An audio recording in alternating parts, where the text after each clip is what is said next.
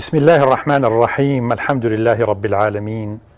والصلاة والسلام على سيدنا محمد وعلى آله وصحبه أجمعين. خۆشەویستان، سەلام و ڕەحمەت و بەرەکەتی خۆی گەورەتان لێبێت لە 11مین ڕۆژی مانگی پیرۆزی ڕەمەزان لە ئێوارە بەرنامەی گوڵستان لە کەناڵی ئاسمانی پەیام بە خزمەت ئێوەی ئازیز و خۆشەویست گەشتینەوە. خۆی گەورە بەرەکەتی خۆی بڕێژێ بەسەر هەموو لایەکتانە. لە خزمەت برای ئازیز و خۆشەویستم جەنابی مامۆستا محەممەد کە لە شاری هەولێرە و تەشریفیان هێناوە. یەخۆ بەخێر ماوەستا. زۆر سپاس دەکەم مامۆستا شێرجیان. سپاسانەکەم. بەناوی خوای بەخشندە و میهرەبان، سڵاو و ڕەحمەتی خوای گەورەتان لێبێ خۆشەویستان. ئێمە خۆشحاڵین کە لە 11مین ڕۆژی مانگی پڕبەرەکەتی ڕەمەزان لە گوڵستانە جوانەکەی کەناڵی ئاسمانی پەیام دێنەوە خزمەت ئێوەی بەڕێز و خۆشەویست. هیوادارین ئەمڕۆژ کە لەگەڵمانن لەگەڵ بڕگە و بابەتەکانی گوڵستانی ئەمجارە هەم سوود و کەڵک هەبێ، هەوەمیش پاداشتی قیامەتی تێدا بەدەست بهێنین ئینشاءڵڵا. مامۆستاگیان یەخوا بەخێر بن. زۆر سپاس دەکەم. تەشریفیان هێنایە بۆ بەرنامەکەی خۆتان. سەلامەت بیاخۆ مامۆستا. مامۆستا ئەم تەوەرانەی کە ئەمڕۆ ئینشاءڵڵا لە گوڵستان پێشکەشی بینەران و بیسەرانی ئەزیزی دەکەین. تەوەرەی یەکەممان مامۆستا یوسف مەحموود، مامۆستای ئاینی بە بابەتی دوورکەوتنەوە لە تاوانەکانی زمان پشتیوان بەخوا لەگەڵمان دەبێ. هەروەها تەوەرێکی دیکەمان لەگەڵ ڕاوێژکارێکی خێزانی بە ناوی بەڕێز سادح سەعید بە ناوی ڕەمەزان دەرفەتێک بۆ ئاشتەوایی خێزان لەگەڵمان دەبێ. هەروەها دواتیش دەچینە لای شێف بۆی بزانین بۆ ئەمڕۆ چ شتێکی لە بۆ ئامادەکردینە ئینشاءڵڵا. هەر لێرەوە بە سڵاوێکی لێ بکەین. شێف دیار سەلامی خوا لێبێ. سلامی خوا لە ئێوەش. بە خێرایی ئەگەر پێمان بڵێ ئەمڕۆ چیەکەی چی ناکەیت؟ ئەمڕۆ وەڵا هەروەکو ڕۆژانی تر هەرجارێ بە دوو بابەت دەست پێکەین. ئێمەش سوپێکمانەیە، سوپی جۆیە با گێزەر و بە قیمە دروستەکرێ لەگەڵ زەڵاتەیەکی چاوەنەرە، ئەفو زەڵاتەیەکی کەلەرمە، کەلەرمی سپی و سووریشمان هەیە و لەگەڵ چەند بابەتێکی ئاوە ڕازانەوەی میوەکانمانە. شتێکی تایبەتیشمان دەبێ بە هەولێر، بەس کاتێک کە چوونە لای ئینشاءڵڵا ئەوختە باسی دەکەین. زۆر باش زۆر باش زۆر باش. مامۆستا شێخ، ئەم بابەتەی کە ئەمڕۆ بڕیارە پێشکەشمانی بکەی چییە؟ لە خزمەتانم. طبعا ئێمە لە سەر سیرەتی ژیانی پێغەمبەری خوا صلی الله علیه و سەحابەکانی پێغەمبەر صلی الله علیه و حەزرەتی ئەبوبەکر و حەزرەتی عومەر و عوسمان و عەلی و هەروەها سەحابەکانی تر ڕۆشتین و ژیانی تابعینیش یەک دوو تابعیمان باس کردووە کە یەکێکیان سالمی کوڕی عەبدوڵڵای کوڕی حەزرەتی عومەرە و سەیدە زەینەب کە کچی ئیمام عەلیە، ئیمامی عەلیە، ئافرەتێکی زۆر ناوازە و گەورە بۆ بەشێکیمان باس کرد کە فەرمودەیەکی پێغەمبەر صلی الله علیه و ئەم ئافرەتە زۆر مصیبەتدار بۆ بەڕاستی. فەرمودەیەکی پێغەمبەر صلی الله علیه و سلم، فەرمودەیەکی قودسی کە پێغەمبەر صلی الله علیه و سلم فەرمێ هەر کەسێک خۆشەویستەکەی لێ سندەوە، یعنی ڕۆشتەوە بۆ قیامەت بە مەرجێک احتساب بکە و سەبر بگرێ، ئەجری لای خوای گەورە بەس بەهەشتە، یعنی ئەو کەسە هەرە بێ بەهەشت بەنصیب بێت. طبعا زەینەبی کچی ئیمامی عەلی دایکی پێیوت فاتیمە، وتیە بێ ببی بە دایک بۆ حەسەن و حوسێن، هەرچەند لەوان گەور مناڵتر بوو و ئەبێ بی بە دایک بۆ هەموو ئیمانداران. طبعا بە ئەم سەیدە زەینەب پێڵن ئوم هاشم، ینی دایکی هەموو بەنی هاشم، ئەوەی پێوترێ. ئوم العەجائزیشی پێوترێ دایکی پیران یاخود ئەوانەی کە خزمەتی کردوون، چونکە زۆر حەزی لە خزمەتی پیرەکان بووە، چێشتی بۆ لێناون خزمەتی کردو. لە کۆتایی بیستەکانی تەمەنیا بوو کە باوکی شەهید دەکرێت لە کوفە، ئیمامی عەلی شەهید دەکرێت. بە حەسەنی برایە فەرمێت، بە ئیمامی حەسەنە فەرمێ ئەی حەسەن واز لە خلافەت بێنە بۆ مەعاویە، چونکە زەمەنی مەعاویە، تازە زەمەنی تۆ نییە و تەمەنی 16 ساڵان بوو. خەڵوەتگەی پیری یەکەم جارەوە دروستی کردووە لە مەدینە. زۆر حەزی لێ بۆ لە خزمەتی خەڵک. شووەکە بە کوڕەمامەکەی کە عەبدوڵڵای کوڕی جعفەرە کە جعفەری برای ئیمامی عەلیە کە جعفەری طەیار کە شەهیدێکی گەورەی ئیسلامە. طبعا دوو مەرجی لەگەڵا کرد لەگەڵ کوڕەمامەکەیە، پێیوت من بە شەرتێ شوت پێکم کە من عەم نەکەی لە وەسیەتەکەی دایکم، من ئەبمە دایکی حەسەن و حوسێن و ئەبمە دایکی هەموو ئیمانداران. ئەو خزمەتە بە من سپێراوە. دوو هەمیش منعی نەکالەوەی کە خزمەتی مسلمانان بکە. و دیارە ئەویش تاجیر بوو، عەبدوڵڵای مێردی تاجیر بوو لە مەدینەیە، خەریکی تیجارەت بوو و دەوڵەمەنیش بوو. خانوویکی بۆ دروست کرد کە خەریکی خزمەتکردنی پیر و پەکەوتەکان بوو لە مەدینەیە. کاتێک کە ئیمامی حوسێنە چێ بۆ کوفە و لەگەڵ طبعا خەریکی تیجارەتە بنەشتە کوفە خۆشیان لەگەڵ مێردەکەی بەڵام لەوێش دارالعەجەزەی دووهەم دانێ کە جارێکتر لەوێش ئەو ئیشە باشە ئاکا لە تەمەنی 35 ساڵیە زۆر تووشی ئیبتیلاعاتی گەورە ئەبێت سەیدە زەینەب. طبعا ئیمامی عەلی شەهید دەبێت لەو تەمەنەیە و شەوی وەفاتی ئیمامی عەلی خۆی ئەیزانی کە شعرێکی زۆر درێژ باسەکات ئەو شعرە زۆر جوانێ سەکاتمانیە بخوێنەوەکە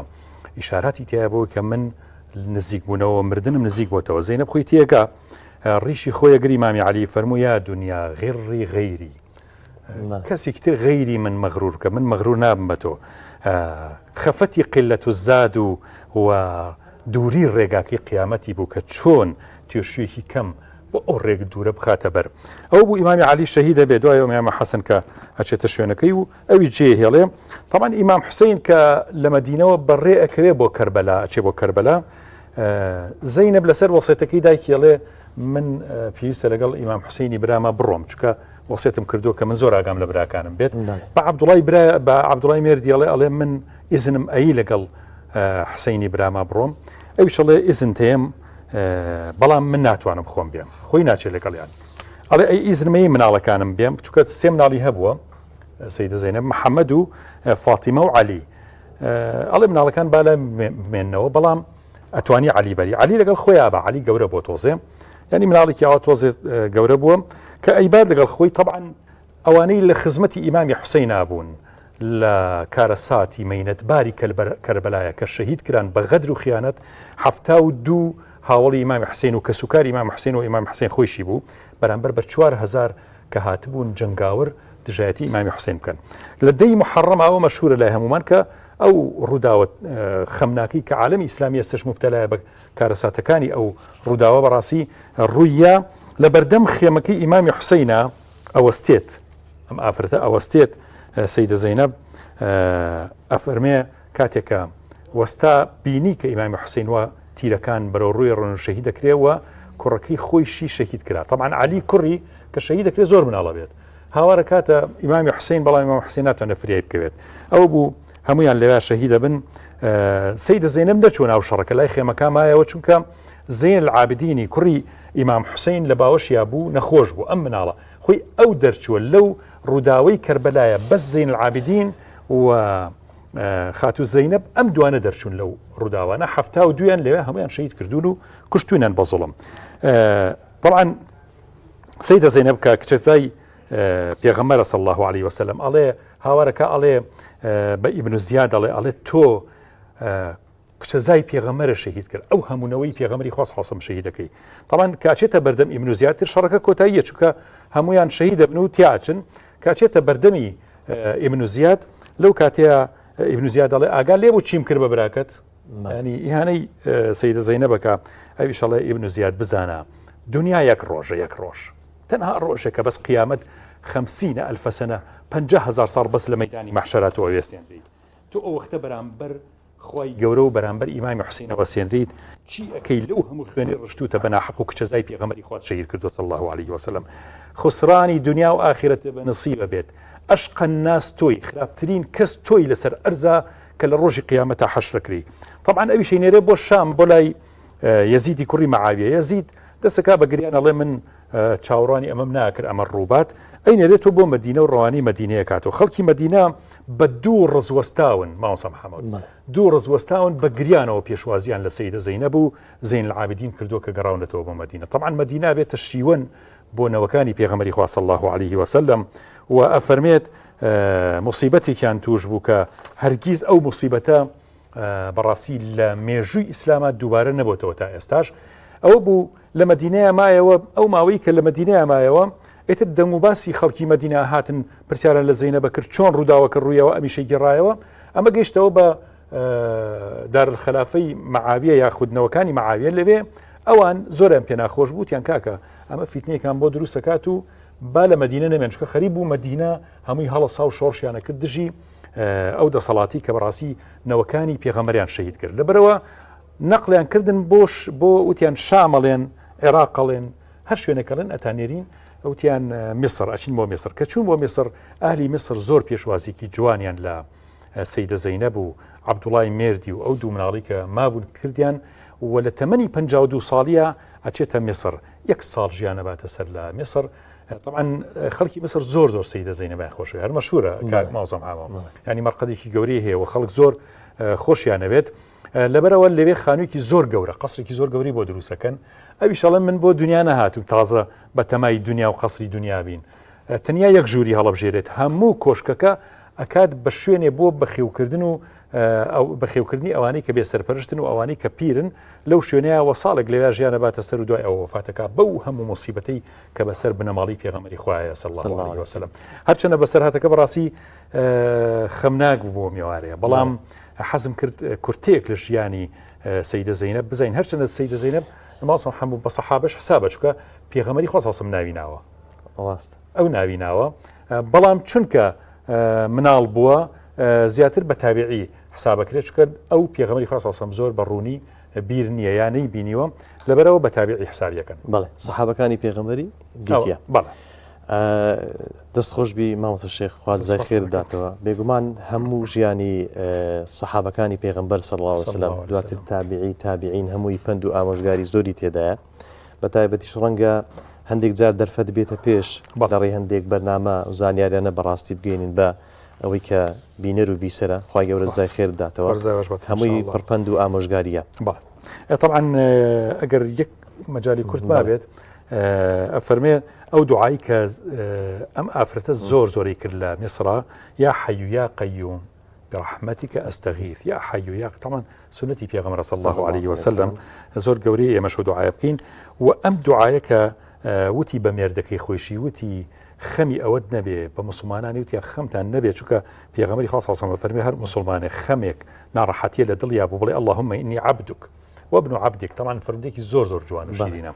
وابن أمتك ناصيتي بيدك ماض في حكمك عدل في قضاؤك أسألك بكل اسم هو لك سميت به نفسك أو أنزلته في كتابك أو علمته أحدا من خلقك أو استأثرت به في علم الغيب عندك أن تجعل القرآن نور صدري وربيع قلبي وجلاء حزني تاكوتاي أفرمي هركسي أما بلي خوال شوني أو خمنا راحتيا خۆشی و فەرحانی خاتە دڵی ئەو کەسە لەبەرەوە سەیدە زەینەب بەمە دڵی خۆی خۆشە کرد کە فەرمودەکانی پێغەمبەر شۆنکەوتنی سنەتی پێغەمبەری خوا صلی الله علیه و سلم کردوێ دەبی ڕۆژانەی و خەڵکی میسریشی پێ فێر کرد. بەڵێ کەواتە ئەم دوعایە جوانترین دوعایە کە ئێستا ڕەنگە بەشێکی زۆری خەڵکی مبتەلا بن وانە دڵدار بن خەمبار بن گرفتیان هەبێ کەواتە ئەمە جوانترین دوعایە کە بە تایبەتی لە مانگێکی وا پیرۆز لە کاتانێکی وا مسلمانان مبارەک ئەم دوعایانە بخوێنن و دڵی خۆیان بەم دوعایانە خۆش بکەن بێگومانیش ئەوە وعدی خوای گەورەیە ئینی قەریبون بەڕاستی خوددا نزیکە دوعاکانمان گیرا دەکەین ئین شاء الله بڵێ با ئێمە بەردەوامی تاوەکو میوانەکەمان ئامادە دەبێ دیارە میوانەکەمان ئامادەیە مامۆستا شێخ لەسەر مۆڵەتی جەنابن من پێشوازی لە مامۆستا یوسف محمود مامۆستای ئایانی دەکەم جەنابی مامۆستای فەرمو قوربانە فەرمو السلام عليكم الله خواتان لێبێ مامۆستاگیان بەخێر بێ باشی قوربان هەڵواش مامۆستاگیان باشە خوا بەخێر بێ خوا لێتان ڕازی بێ سڵای خوا لەو برایش بێ مامۆستاگیان فەرمو یا خوا بەخێر بێ خوا لێتان خۆش بێ جەنابتان باشن شکر مامۆستاگیان بەخێر بێ خوای گەورە چاک بۆ هەمووان کە یخ خوار زەبات تاعات و عیبادەتی ئەم مانگە و هەموو ژیانتان قبول بێ بەخێر بێ یاخۆ هی ئێمە و هی بیسەر و بینەرەکانیش بێ لەگەر ئەو چەند ڕۆژەی جەنابی مامۆستای چۆن بوون وەڵا الحەمدولله سپاس بۆ خوا هەرچەندە بێ دایمە ئینشاڵڵا تەتەڵوعمان بۆ زیاتر و باشتر و هین زۆر لە خۆمان ڕازی نەبین بەس الحەمدولله بە شێوەیەکی گشتی باش الحەمدولله مامۆستاگیان ئێمە لە مانگی پیرۆزی ڕەمەزانین مانگێکە بە عەمەل و بەکردەوە هاندەری زۆر باشی تایە بۆی دوورکەوینەوە لە زمانەکان لە تاوانەکانی زمان لە کردەوە خراپەکان لەو گوناهانەی کە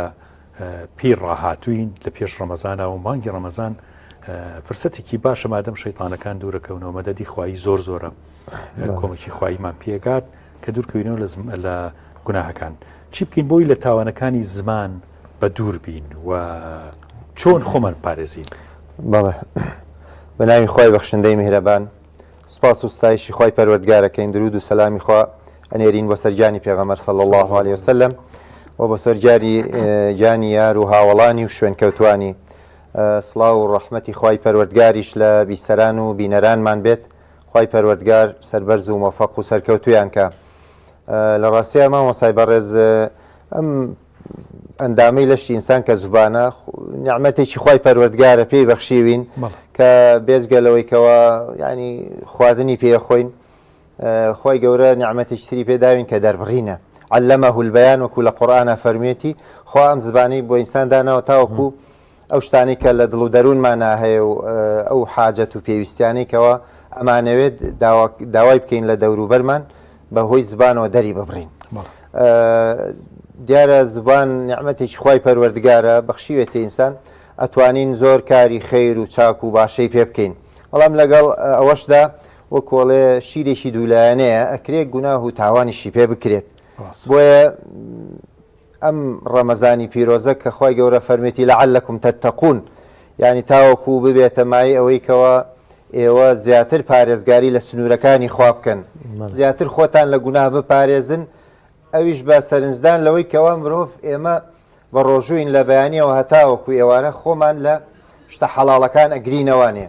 لە خواردن و خواردنەوە و ئارزۆتەکان خۆمان ئەگرینەوانێ. بەڵام ئەگەر هات و خواپەنا بە خۆمان لە گوناه و تاوان نەگرینەوە، بە تایبەتی ئەوانیان کە پەیوەندی بە زوبانەوە هەیە، ئەمە مەترسیدارە. ینی ئینسان بۆچی کاتێک کە ئەچینە ماڵەوە سەلاجەکەکەینەوە ئاویتە خورمایتە هیچ ناخۆین، بۆچی هەستەگەین چاودێری خوای گەورەمان لەسرە. ئین الله کان عەلەیکم ڕەقیبا، خوای گەورە چاودێری ئێمە. ئەگەر ئەو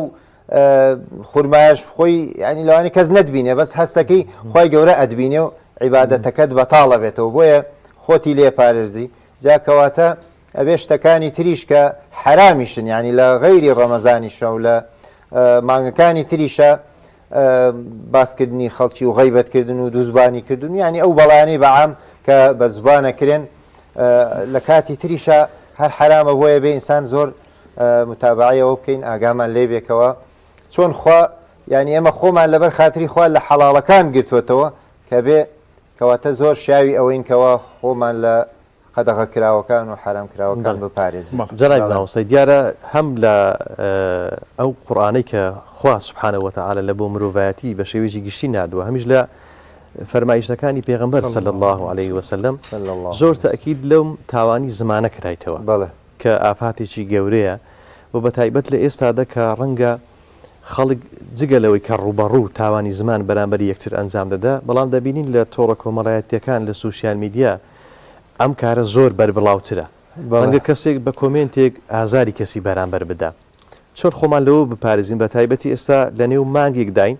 کە ڕاهاتی نەفسی لەسرە و ڕەنگە ڕاهاتنی زمانیشی لەسەر ئەوە هەبی کە خۆمان لەوە لێ ڕابینین کەمتر تووشی ئەم حاڵەتانە ببین. بەڵێ طبعا نەگەر سەیری قورئانکەی خۆی گەورە فەرموویەتی ما يلفظ من قول إلا لديه رقيب عتيد. فەرمێ هیچ وشەیەک لە ئینسان ینی دەرناچێت ئیلا خۆی پەروەردگار فریشتەیەکی چاودێر و نووسەری بۆ داناوە کە لە لای ڕاست و لای چەپی ئەم ئینسانەوە کار و کردەوەکانمان ئەنووسنە و تۆمارێکن. بۆیە مەترسیدارە و لە سوورەتی حجوڕاتی شاخوای گەورە تەشبیهی کردووە بە خواردنی گۆشتی مردوو، ینی براکەت بە مردوویی. ینی یەکێک لە شێوازەکانی قورئانی پیرۆز ئەوەیە کەەوە ینی تەمثیلمان بۆکە، نمونەمان بۆ دێن، تەشبیهمان بۆکە بۆی کەوا زۆر جوان لە بەرچاومان بێت کە چەندێکینە کە فەرمیەتی ولا يغتب بعضكم بعضا أيحب أحدكم أن يأكل لحم أخيه ميتا فكرهتموه واتقوا الله إن الله تواب رحيم. فەرمیەتی نەکەن بە لە پاشەملە باسی یەکتری بکەن. جا فەرموویەتی ئایا یەکێک لە ئێوە پێی خۆشە کەوا گۆشتی براکەی خۆی بە مردووی بخوا؟ دیارە هیچ کەسێ پێی خۆش نییە. ینی کارێکی زۆر هێڵنجێنەر و قێزەونەکەەوە ئینسان ینی بێنێتە پێشچاوی خۆی کە کەسێک جەنازەیەک دێنە مزگەوت و کەسێک لە ناو نوێژ خوێنانە خێرا هەسێ بەتانەکەی سەری لابا و کفنەکەی بکاتەوە و دەستی دەرکا و بە قەپاڵ گۆشتی لێ بکاتەوانێ چەندێک شتێکی یعنی ناڕزایی گەورەی لەکەوێتەوە. چەندێک ئینسانەکان پێیان ناخۆشە. دەی خۆی گەورە باسکردنی مسلمان و عەزێدانی مسلمانی بەو شێوازە باس کردووە فەرمێتی بەو شێوازەیە ئەی مسلمان هوشیار بە و ئاگادار بە باسی خەڵکانی تر نەکەی عەزەیتی خەڵکانی تر نەدەی بەو زوبانت بە قسەکانت وەکو جەنابت فەرمووت بە کۆمێنتەکانت ئەوەی کە نامەی بۆ نووسی بە قسەکانت جاری وایە ینی بە تایبەتی بەداخەواڵین ینی لەگەڵەوەشتا کە ئەم سۆشیال میدیایە سوودی باشی هەیەشتی زۆر بە سوودی تایە گەر ئینسانەکان و خۆمان بەکاری بێنین بەڵام بەداخیشەوە ڕێز و حرمەتمان بۆ هەموو بیسەران و بینەرانمان هەیە کە ئینشەڵا ئەوان لەو کەسانە نین بەڵام بەڕاستی کۆمەڵی خەڵکانێکی زۆر دەمشوڕ و جنێو فرۆش و خراپەکاریشی تێکەوتووە یانی تر ئیمامی ڕەبانی قسە بکە ئیلا شتێکی خراپ و قسەیکی خراپ بەڵام ئێمە ئەلا کولین ئەوانە بۆ خۆیان گوناهبارە بن شتێکی خراپەکەن وەکو خۆی پەروەردگار فەرمێتی بەو شێوازە عەزەیتی خەڵکی ناڕەحەتەکەن و خراپەکانیشان ڕۆژێک هەر ڕوو لە خۆیان نەکاتەوانێ ڕۆژێکی شەبێت کە ئینسان مادەم ئەوەندە شوێنی عیب و عاری خەڵکەوێ بە دوای کەم و کوڕی و کەلێنێکا بگەڕێ کە لەوانێ دیاریش نەبێ ینی پێویست نەکاکەوە باس کرێ ئەوە جیاوازە کەسێک بە ئاشکرا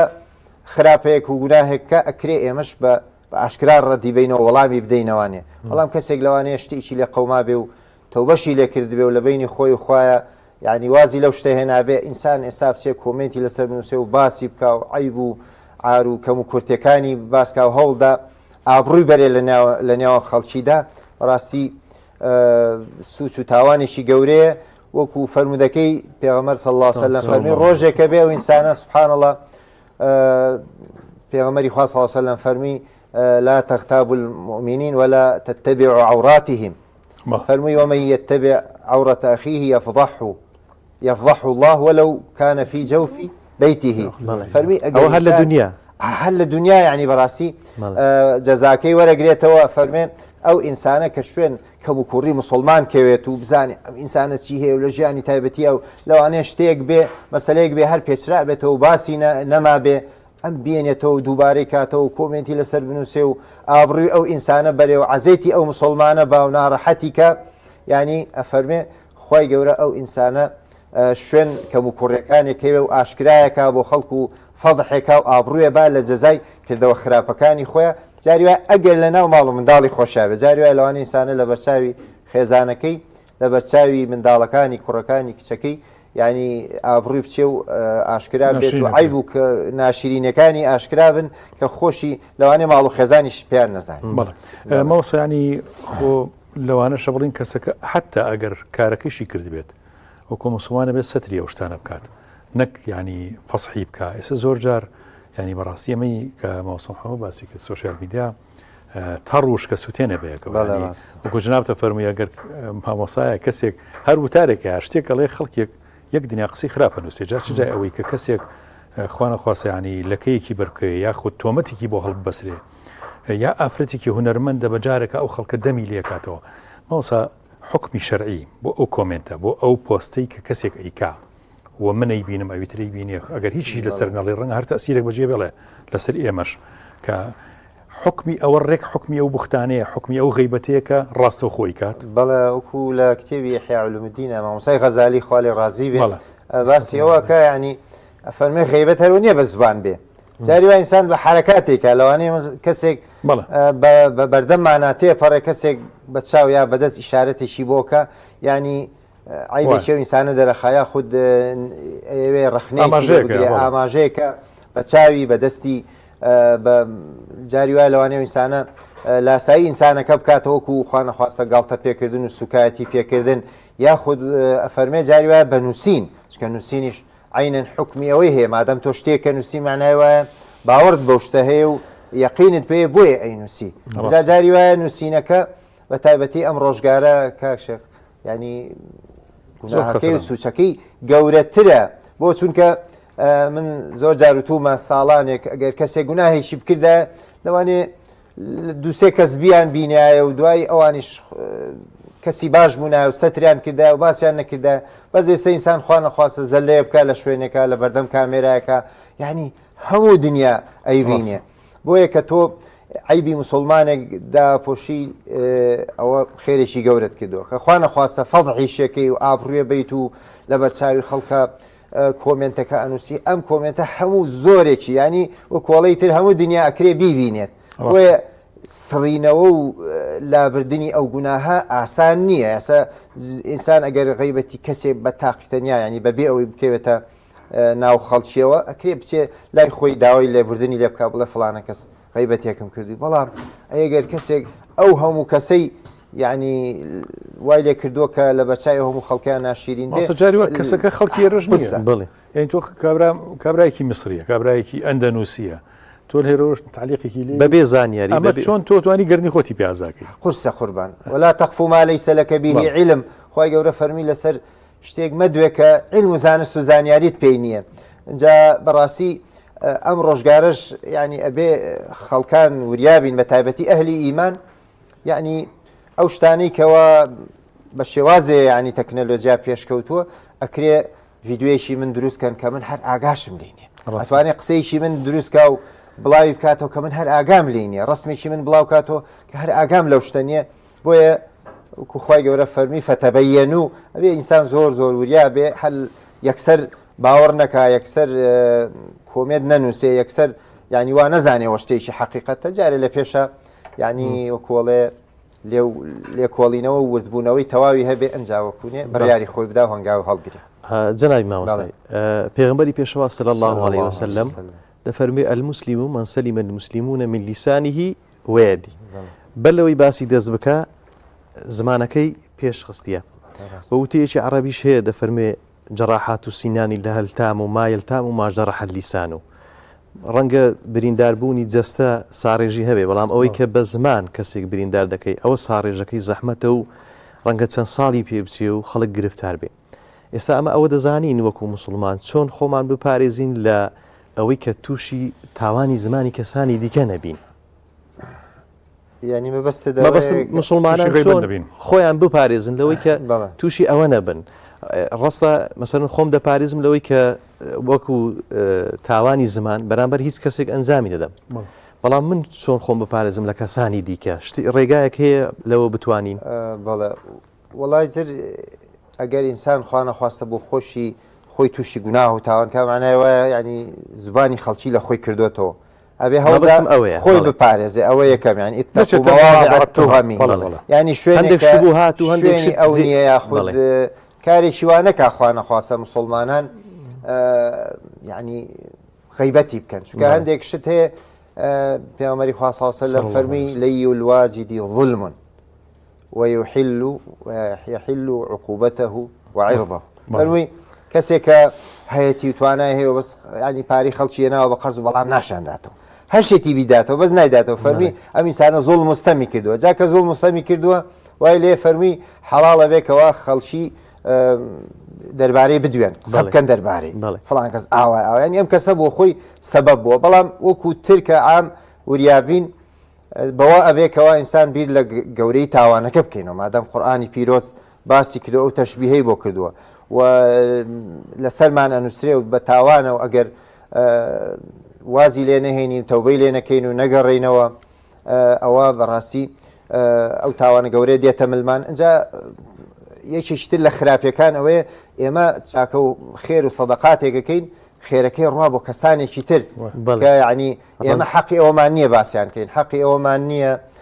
غیبەتیان کەین و لە سەریان بدوین لە سەریانە دوین و باسییانەکەین کەواتە چاکەکانی ئێمە ئەچێ بۆ ئەوان لە بەرامبەری ئەوەیە کەوا ئێمە خوا پەنابان بە کەرامەتی ئەوان ماشکانوە کەسایەتی ئەوان ماشکانوە ئەزێتمان داون دڵ و دەروونمان ناڕەحەت کردوون چکە ئینسانی وە جاریوە بە قسەی کەسێک لەوا چێ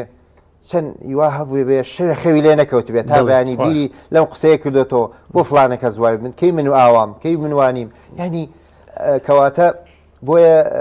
پێغەمبەری خوا صلی الله علیه و سلم حرامی کردو لە حەجەت الوداع کەوا ئەو هەموو سەد و ئەوەندە هەزار مسلمان لە خزمەتیا بوون و حەجیانە کرد و پێغەمبەری خوا صلی الله علیه و سلم وەکو تارێکی ماڵ ئاوایی وابوو فەرمی كل المسلم على المسلم حرام دمه وماله وعرضه فەرمی ئەو سێش چۆن حرامە ئینسان خوێنی بڕژێ ژیانی لێبسەنێ هەروەها ماڵ و سەرۆت و سامانی بە فرت و فێڵ لێبسەنێ و بخوا و بۆ خۆی بسەنێ بە هەمان شێوە کەرامەت و کەسایەتی و شخصێتیشی هەر بڕوشێنێ و عەزێتی با و ناڕەحەتی بکە هەر بە هەمان شێوە حرام و قەدەغەکراوە و گوناهباریە بۆ ئینسانە جا میسانە ئەگەر چاکەکانیشی ئەوەندە نەبێ بڕوا بۆ کەسانی تر خوا پەنا بە فەرمودەکان باس کراوە خراپەی کەسانی تری بۆ دێ کەواتە ئینسان بیر لەو خراپانە بکاتەوە کەەوە ئەم تاوانە هەیەی ئینشاڵە هۆکارێکە بێ بۆ ئەوەی کەەوە لەم تاوانە دەست هەڵگرێ دیارە لە پێش هەموو شتێکی شاداوە لە خوا بکە خوا تەوفیقی بە بۆ کار و کردوانی کە خۆی پێی خۆشە و خۆی لێی ڕازیە و یارمەتی بە کە سنووری خوای گەورە نەشێنێ کە یەکێک لەو شتانە کە گوناهە گەورە زۆرانە ئەو گوناهانن کە بە زوبانە کرێن کە زانیان خوالیان ڕازی بێ ینی لە کتێبەکان ئەگەر سەرنج بدەیت ینی بابێک و بەشێکی تایبەتی بۆ دانراوە باب و ئافاتی لیسان ینی دانە و دوانێ زۆرن خی گەورە بمان پارێزە چی و چین تقریبا ئەوانەی کە وڵی زۆر خۆربان غەیبەتکردنە بوختانە دووزبانیکردنە قسە و هێنان و بردنە لە ناوە خەڵکیدا جاسوسیکردنە بەسەر خەڵکەوانێ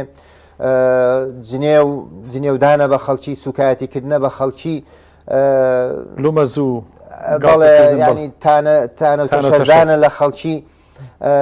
زۆری ترە ینی وەکوڵێ لە پەنجەکانی دەست زیاترن بەڵێ ئەمە وسە بەس حکمی شەرعی ئەوەی زۆر قورسە لەمانەیە زیاتر بۆ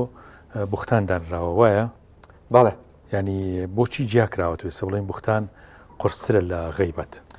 بوختان لەبەرەوەی کەەوە حەقی خەڵکی تری تێدا و خەڵکی تری بێتاوان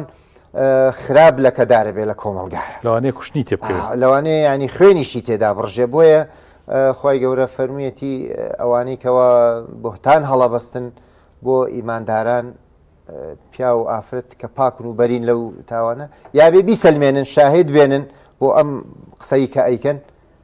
چوار شاهدی پیا و مسلمان و عادل و ڕاستگۆ بێنن کە شایەتیان بۆ با ئەم شتە وایە و ڕاستە و کاتە ئەو کەسە تۆمەتەکەی لەسرە چەسپێ ئەگەر وانە بێ ئەوە ئەفەرمێ بێ هەشتا قامچیان لێ بدرێ هەشتا داریان لێ بدرێ و دیارە ئەو کەسانە ئەبنە گوناهبار و فاسق مەگەر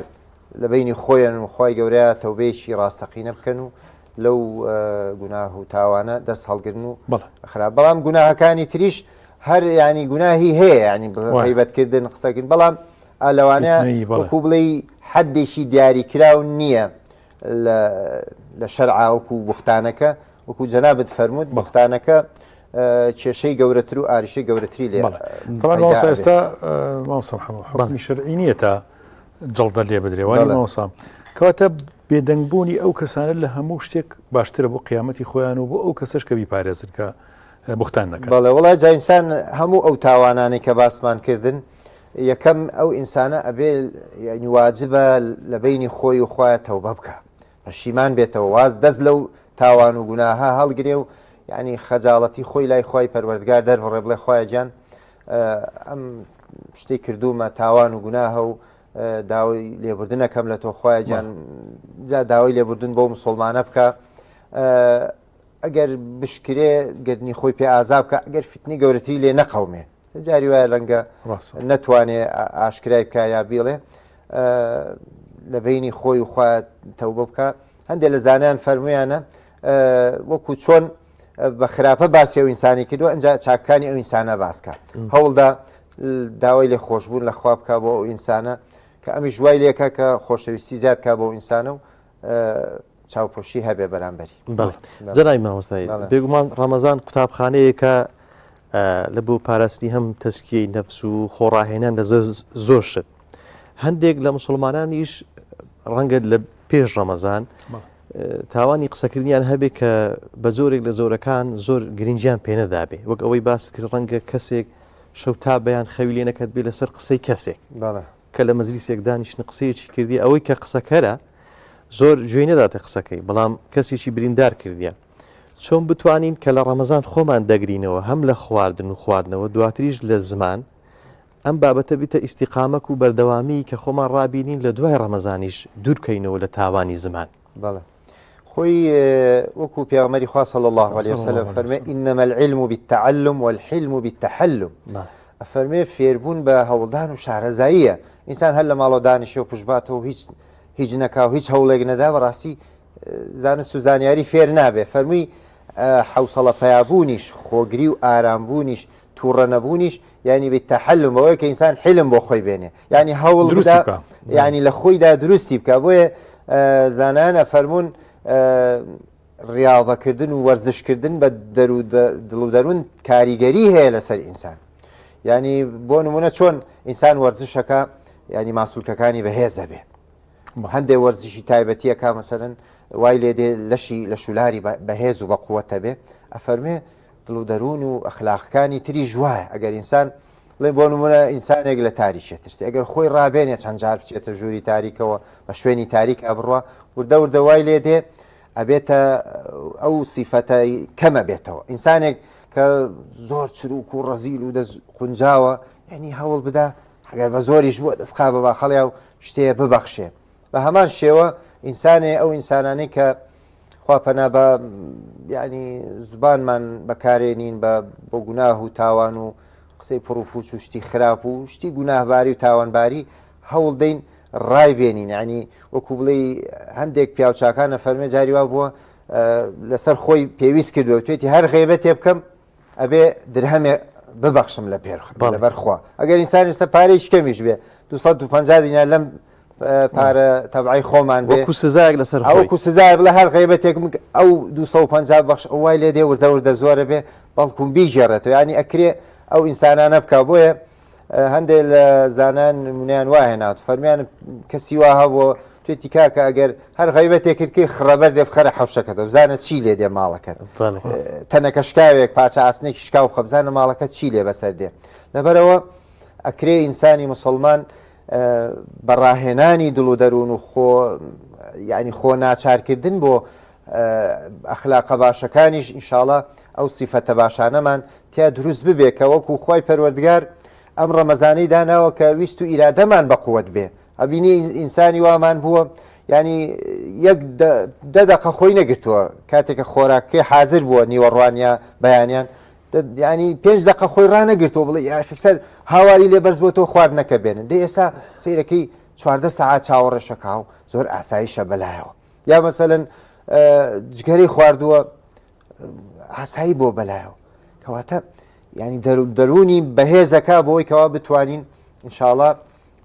مقاومەی دڵ و دەرونی خۆمان بکەین بتوانین ئەو سیفەتانی کە ینی ناڕەحەتە لەسەر دڵ و دەروونمان هەوڵ دەین وردە وردە ڕایان بێنین ینی چونکە بەڕاهێنانی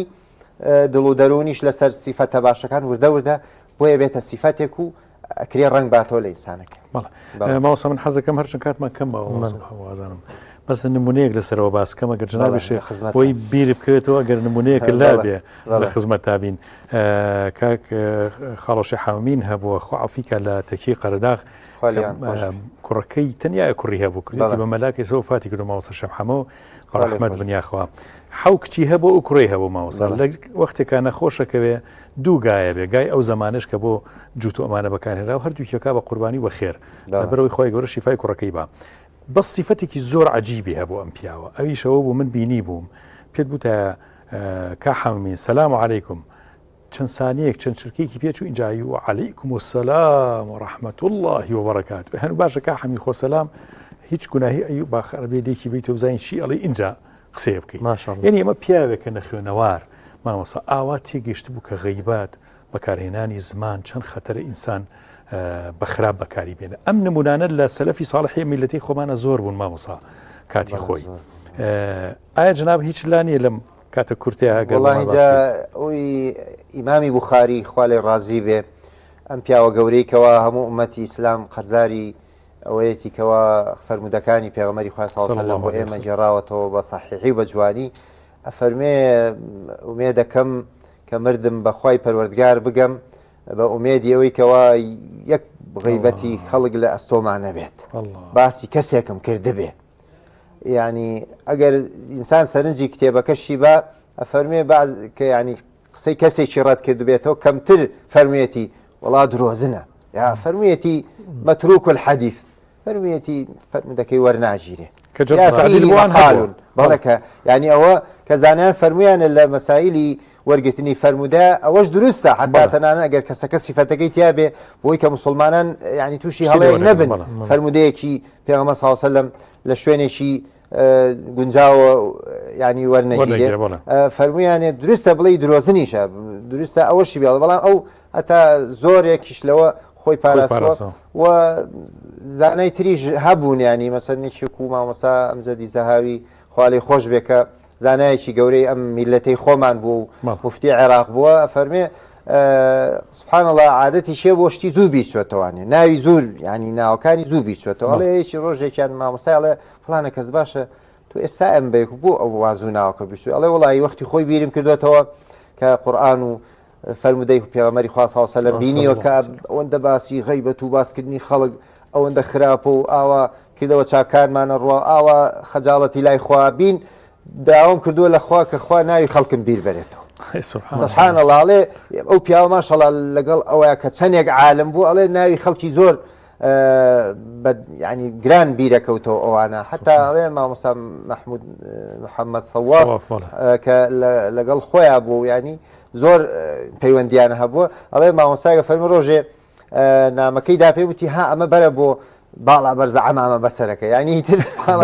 بۆ نەهات ینی زۆرێکی تریژی تر ئەوکو بڵێ هەر لە جیلی سەحابە خوالیان ڕازی بێ هەتا وەکو ینی کاروانی ساڵحانی ئەم ئومەتە ئەوەندە زۆرە بەڕاستی هیچ ئومەتێک نییە بەقەدەر ئەم ئومەتی ئیسلامە ئەوەندە ساڵحین و پیا و چاکانی تێدا بوو بێ وێ نمونونەکان ئەگەر هەمویان باسکەین و بیان ژێڕینەوە و کتێب بگەڕین بۆیان زۆر بەرباگ ناکرێت زۆر بە کورتی جەنابی مامۆستای ئەم فەرمودەی پێغەمبەری نازدارمان صلی الله علیه وسلم هەیە کە دەفەرمێ زەمانەتی زمان و دامێنتم بکە ئەوە بەهەشت مسۆگەرە لە مسلمان ئەو زەمانەتکردنەی زمان بە تایبەتی زۆر قورسە لەسەر مسلمان کە نەتوانێ زمانی خۆی نەجێڕێ و لە تاوان بەکاری نێنێ قورسە لەسەر بابایەکی مسلمان یعنی یان ئەوەیە کە وەک ئەوی فەرموود دەبێ خۆمانی لێ ڕابێنین ئەگەنە ئاسانە بەڵێ واللهی طبعا ئینشاءڵڵا ئاسانە بۆی کە کەسێکە خی گەورە بۆی ئاسان کە بەڵێ جا من لە ئەسنای خوێندنەوەی فەرموودە و ئاەتەکانە شتێکی تر هات بە خیاڵمە عنی هەر وەکو ینی وەکو لەتیفەیەکی جوان وتم ئەگەر هات و کۆمەلگا وا ڕابێنین کەوا ئێمە ئەگەر کەسێک خوا نەخواستە عیب و کەم و کوڕیەکی هەیە بە حەکیمانە بە دڵسۆزانە بچینە لای پێی بڵین لێ قبول نەکەین غیبەت کا و ینی باسی خەڵکا لە هەموو مەزلیسێکا و لە هەموو کۆڕێکە خەڵک بشتێنێ و عزەیتی خەڵک با و کەرامەت و کەسایەتی خەڵکانەکان بڕوشێنێ ئەگەر ئاوا بکەین هۆکارێکە بێ بۆی کەەوە خەڵکیش بگەڕێتەوە لە غیبەتکردن بۆ چکە من کە لە مەزلیسێک وزانیم خەڵکەکە موافقەتم ناکەن هەر سرم بۆ لا نەقێن و ئەوانیش یانی شتی تری دەم نادەن بەڵکو بازێکیان لەوانەیە ڕووم لێ گرشکەن بەشێکیان ڕووبکەن بەو لاوە بەشێکیان دوایی بمگرێ بڵێ مامۆستا ئەزانی ئەو شتت کرد قوربان ئەوە بۆ جەنابتە بوو ئەوە جوان بوو مامۆستا ئەوەت باس کرد ئەوەت کرد ینی وام لێ دێ منیش بیر لەواکە مەڵم جابۆچی خەجاڵەت و ڕووزەردی لای خەڵک بووم و خەڵک بمگرێ و ئامۆژگاریم کاوینەکەم وەکو بڵێ عیب و کەم و کوڕەکانم پێ بڵێ با بۆ خۆم عیب و کەم و کوڕەکان لە خۆما ببینم چاچی بکەم بەڵێەوەی کە جەنابەت فەرمووت هەر شتێک هەر تەکلیفێک لا یکەلیف الله نەفسا إلا وسعها خۆی گەورە داوا لە هیچ کەسێک ناکە ئیلا لە توانایە هەبێ کەواتە خوا فەرمێتی زمانتان بپارێزن شتێکی مەقدورە و ئەتوانێ ئینسان جێبەجێکە بەڵام حتمما مجاهدە و تێکۆشان و بەگژاچوونەوەی نەفسیشی ئەوێ بەڕاستی زۆر زۆر سپاس دەکەین جەنابی مامۆستا یەخوا بەخێر بێی لە بۆ گوڵستانەکەی پێیان خوالەتان ڕازی بێ و ڕێز و سڵاومان هەیە بۆ هەموو بیسەران و بینەران و خی گەورە هەموو لایەکمان لە هەموو گوناهێک بپارێزێ بە تایبەتی گوناهەکان و بەڵاکانی زوبان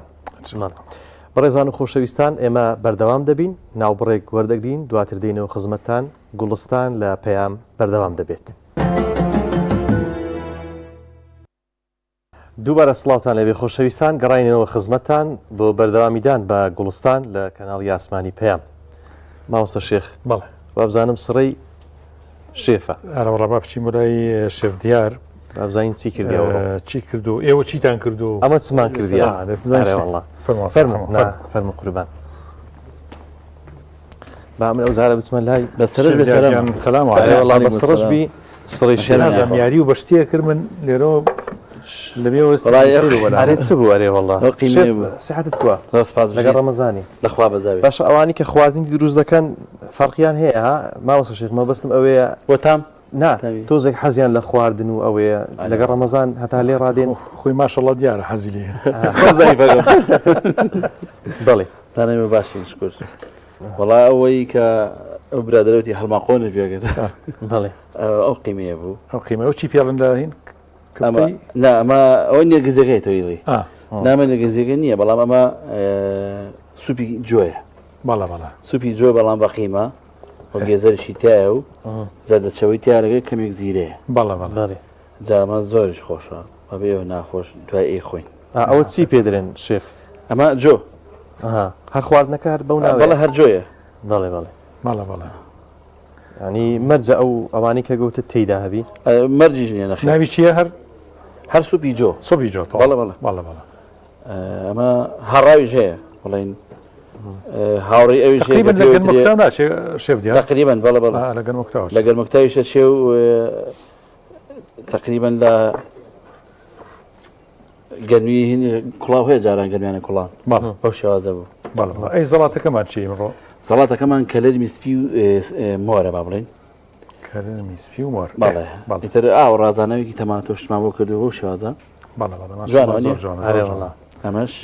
کاکشێخ ئەو هادەی ڕازێنەوە جەماعەتی شێف و خواردن بەڵە بەڵێ هەر حەزت دەستە خواردنی خۆی بێ بەڕاستی دەست و پەنجەی خۆ دەرخی لە هەم لە تامە هەم لە بۆنە لە مەرجەلەش ئەرێ وەڵڵا لە جوانی شێف دیارەوە ئەوە من ڕووبەهەنارم تێکردووە بەڵێ کەمێکی خوێم تێکردووە و دوایەوەش لەوە زیاتر زەتی زەیتون و تێکردوتر هیچ کەم تێ نەکردووە باڵا باڵا بیبەر ئەلوانشی تایە خۆی چیتر هەیە ئەمڕۆ هەر ئەمڕۆمان هەیەتر پیرێم بیڵێ بە ئێوە لەوەتی هاتوێڵی بیڵێم بیڵێ وەڵا مامۆستا شێخ بەڵێ لەسەر ئیزنی شێف ئەوەیە ماشەڵڵا سلێمانی هەولێر لە هەولێری درین دۆرمە بەڵێ هەروە بە سادەی گۆشتی تێدا ئارێ وڵا پەراسوکی جوانی لەبنی ئەمە ئێوە خۆتان لە هەولێرە تۆ جەنابی ماوەسا عیرفان ئارێوڵا لەوێ حازرمان کرد و کاگبراهیم و بەڵێ کاگیبراهیم هێناوتانەوە هەڵتان گرتو هێناوتانە بۆ سلێمانی هێنامان گوتمان بابی هینە سلێمانی منیبارم کڵان ئەوە کوڵانەکەی لەسەر شێف بوو ئەنجا ماوەسە شێخ تەبعاً ئەوە سرقی تێدایە بابە هەولێرەکەی برێن سرقی تێدایە تەماتی تێدایە ئەنجا باینجان پیاز لە هەندێک جێی ماوەسە شێخ پێ دەرێن سۆغان هەر لە هەولێر بەڵێ سۆغان هەندێک دەوروبەری هەولێر وانە هەندێک تێکەڵ بۆ ئێستا پێ دەرێن سۆغان ئەنجا لە بنی گرنگتر لە ئەوەی پەراسوی تێدایە پەراسو دوای ئەگەر مەجاربی شێف ڕووی بکە بە تەسویر بینەوەکنی ئەمە فێنێکی یاپراقی ژەیە بۆی فەرقی یاپراقی هەولێر و ئێرە چیە کاک ماوەسەم حەمەوە وەڵڵاهی ئەزانی ئەبێ شێف دیار بیسە پێ دەڵم بەس پێشێ بەتاڵێکی پێویستە یاپراق ئاواکی لێ بکەیت یانی ژێری نەگرتەوە چ نەیگرتەوە ها یاریەکەت یاخوا دەستیان خۆش بێ کاک ماوەسەم حەمەدیان تەوا شێف باسی ئەوەی کە گوتی چی لێ بکەن بە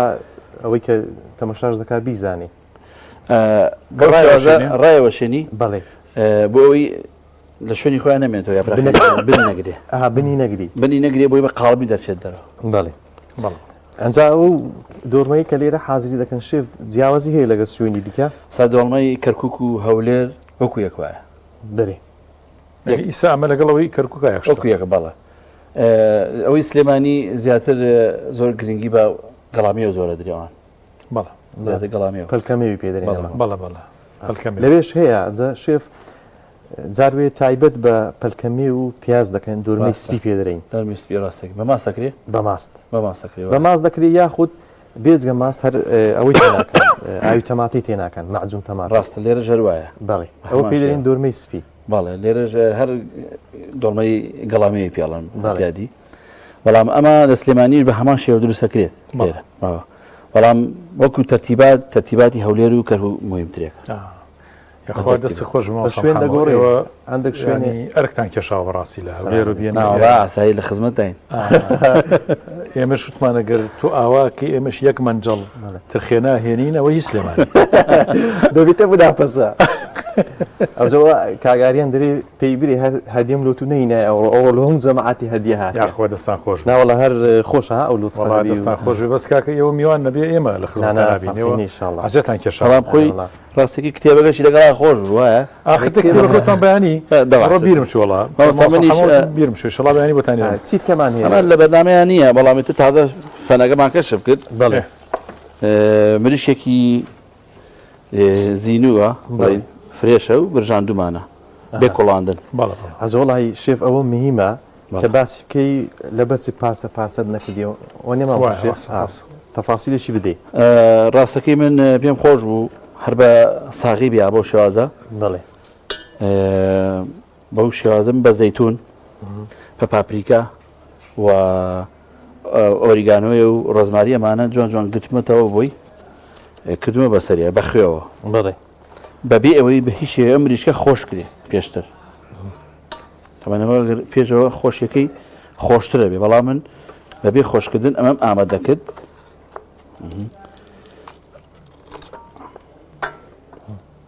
هەردوو دیوەکەی و کێک برژاوە شێف بەبێ ئەوەی بیدا ینی پێشەوەی بکەی ناو فڕنی بیکورێنی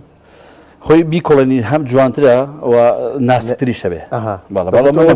نەخێر من یەکسەری جوان جوان هەندێک لەو دەرمانانە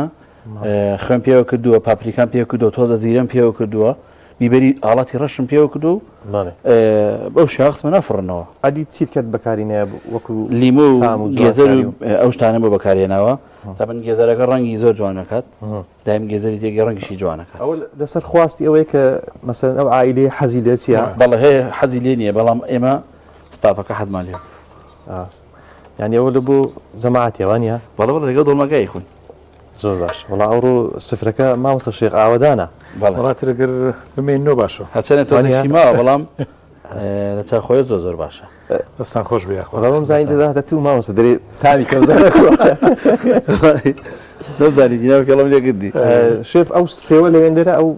ئەوە ئێستا ڕازانەوە ماوە هەلە بە ڕازانەوەی بەڵێ ڕازانی هەرم قاپە جوان ڕازێنمەوە هەنێ میێمان ماوەمە تۆزێ جوانکاری بۆ بکەم شێف دیار ئەم تو دوو ناوچەقۆ بەکارێنی 5 بەکارێن 5ەوە پێما بڵیسە ئەمیان زۆر تیژە ئەمە چییە بۆچی بەکارێنی ئەمە من سەوچ پێویستی بۆ وابێ بۆ ئەو ئەمە بۆ سێ شتانە بەکارێنم بەڵام سامە بۆ پیاز و بۆ کەروز و ینی بۆی تاموهین باڵەکەڵ نەبێت لەبەر میکرۆ بژار تەختەکانیشانم جاکرێتەوە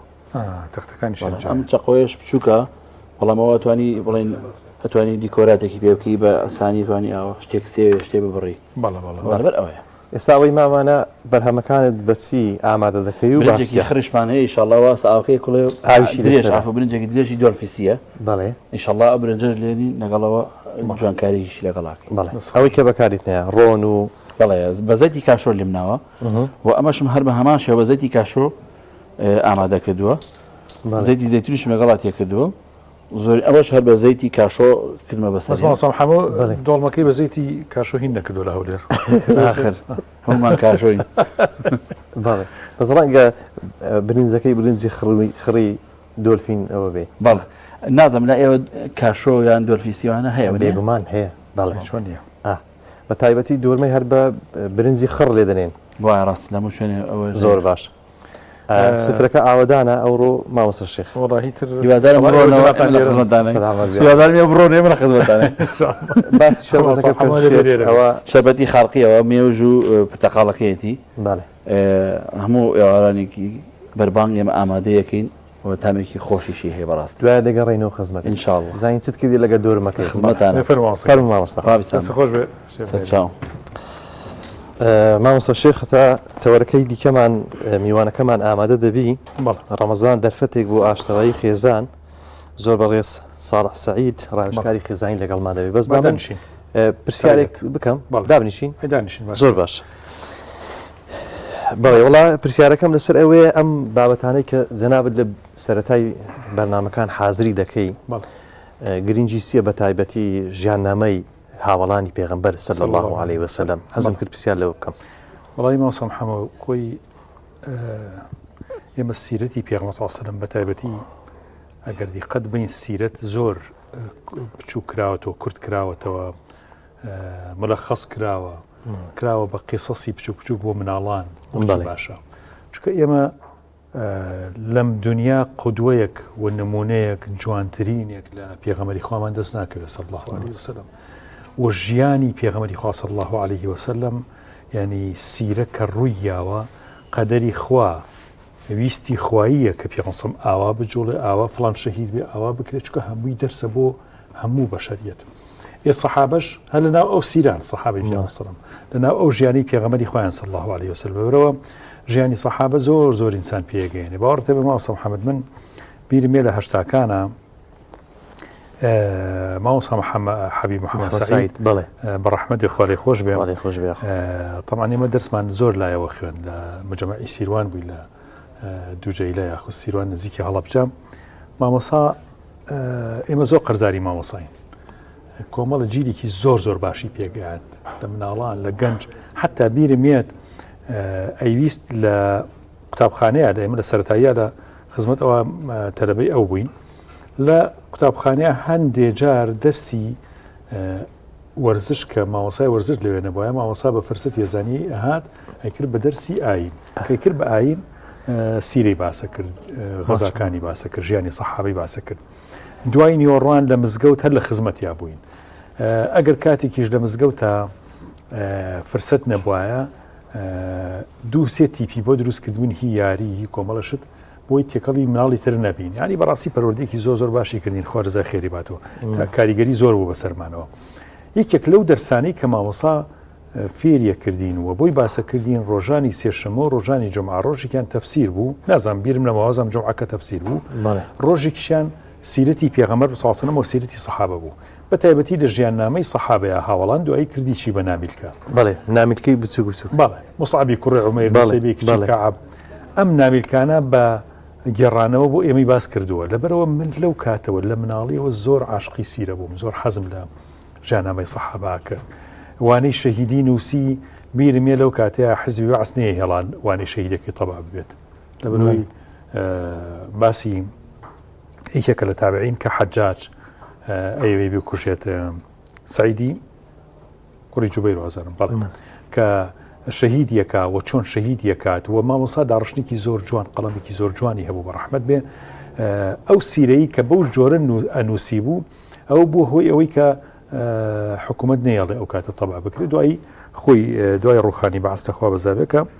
تەبعی کرد مەبەستمەوەیە ژیاننامەی پێغەمبەر صلی الله علیه و سلم پەروەردە دەکات ژیاننامەی سەحابە پەروەردە دەکات تابعین زۆر جیاوازە لە سەحابە ماوەسە بەڵێ جیاوازێکی سیر لە ژیانی تابعین هەیە لەگەڵ سەحابە جیاوازن سەحابە زیاتر خەریکی جیهاد و تێکۆشان و کەمتر ڕواڵەتی عیبادەت لە سەحابەیە زۆر بەدی ناکەیت یعنی چەند شەو نوێژی کردووە چۆنی کردووە چی کردووە بەس لە تابعینە ئەم حاڵەتە زیاتر واری دەبێت سەردەمی تابعین سەردەمێ بووە کە خلافەتی ڕاشدین نەماوە خلافەتی حەزرەتی ئەبوبەکر و حەزرەتی عومەر و حەزرەتی عوسمان و حەزرەتی عەلی نەماوە حەزرەتی عومەری کوڕ عەبدولعەزیزیش هەر تەنیا تاقانە بووە لەناو خەلیفەی ئەمەویەکانە کە بەڕاستی خلافەتێک ئەتوانین بڵین هەروکو ڕاشدین بردوێتی بەڕێوە لەبەرەوە خلافەت ئەو کاتە بووە بە سەڵتەنەت و پارە و دەسەڵات هەیمەنە و حەزی دنیا و پارە و ئەم شتانە لەبەرەوە تابعین خۆیان لەمە پاراستووە ئەوانەی کە دینداری ڕاستیان ویستوە زۆر دوور کەوتونەتەوە لە حکم و دەسەڵات چکە دەسەڵاتێکی خۆسەپێن بۆ شوران نەماوە و زیاتر خلافەت بووە بە بنەماڵی لە شێوەی بنەماڵا هاتوونەتە خوارەوە و دەسەڵاتیان کردو دەسوشتی باشیان کردو و شتی خراپیشیان زۆر هەبووە یەکێک لە نمونە زۆر ناشرینەکان حەجاج بووە کە بەڕاستی ینی قەتڵ عامی موسڵمانان حەجاجی کوڕی یوسف ثەقەفی بەڵێ لەبەرەوە تابعین ئەم حاڵەتەی تایەکە زیاتر خۆیان داوەتە کەنارگرتن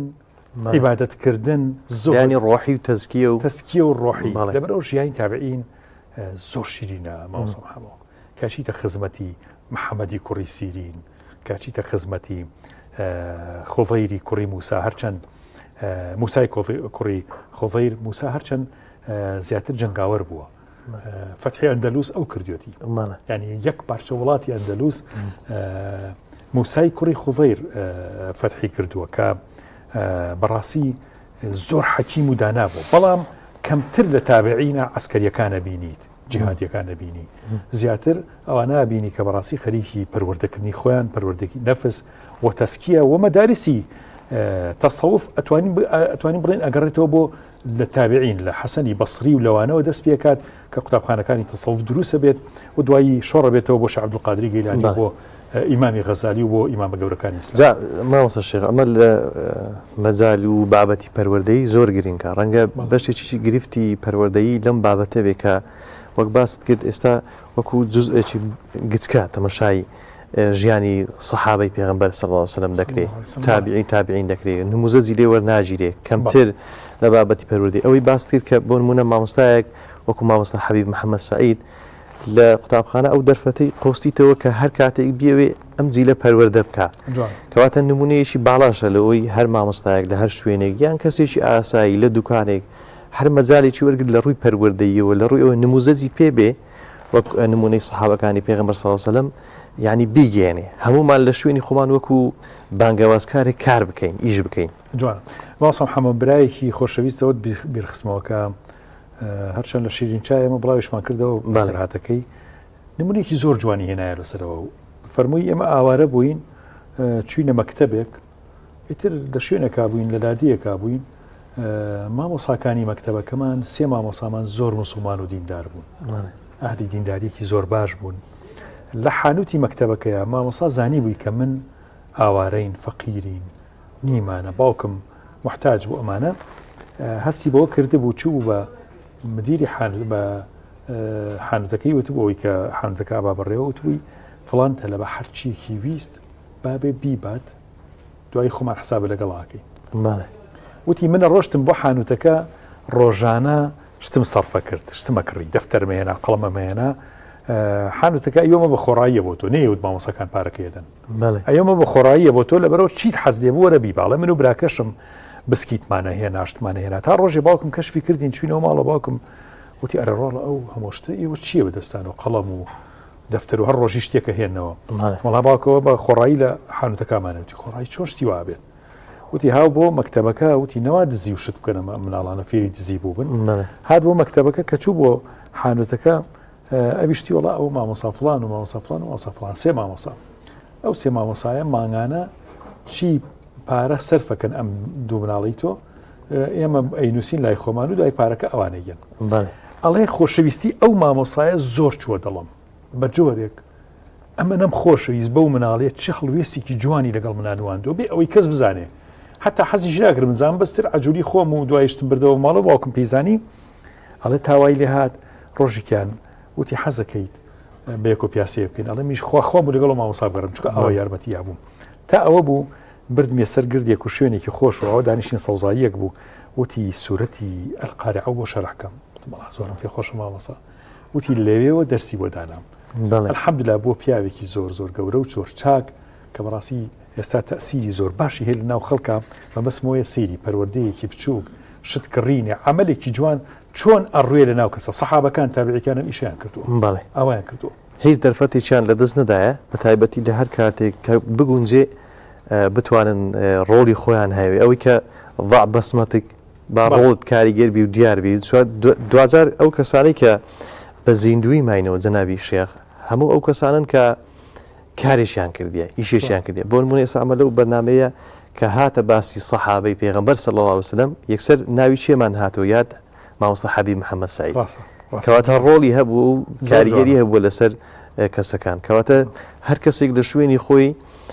ڕۆڵی هەبێ دیار بێ دواتر هەر ئەوە دەمێنێتەوە لە بۆ قیامەت جوانە هەتا ئەگەر لە دنیا ناویشی نەبێت چونکە ئێمە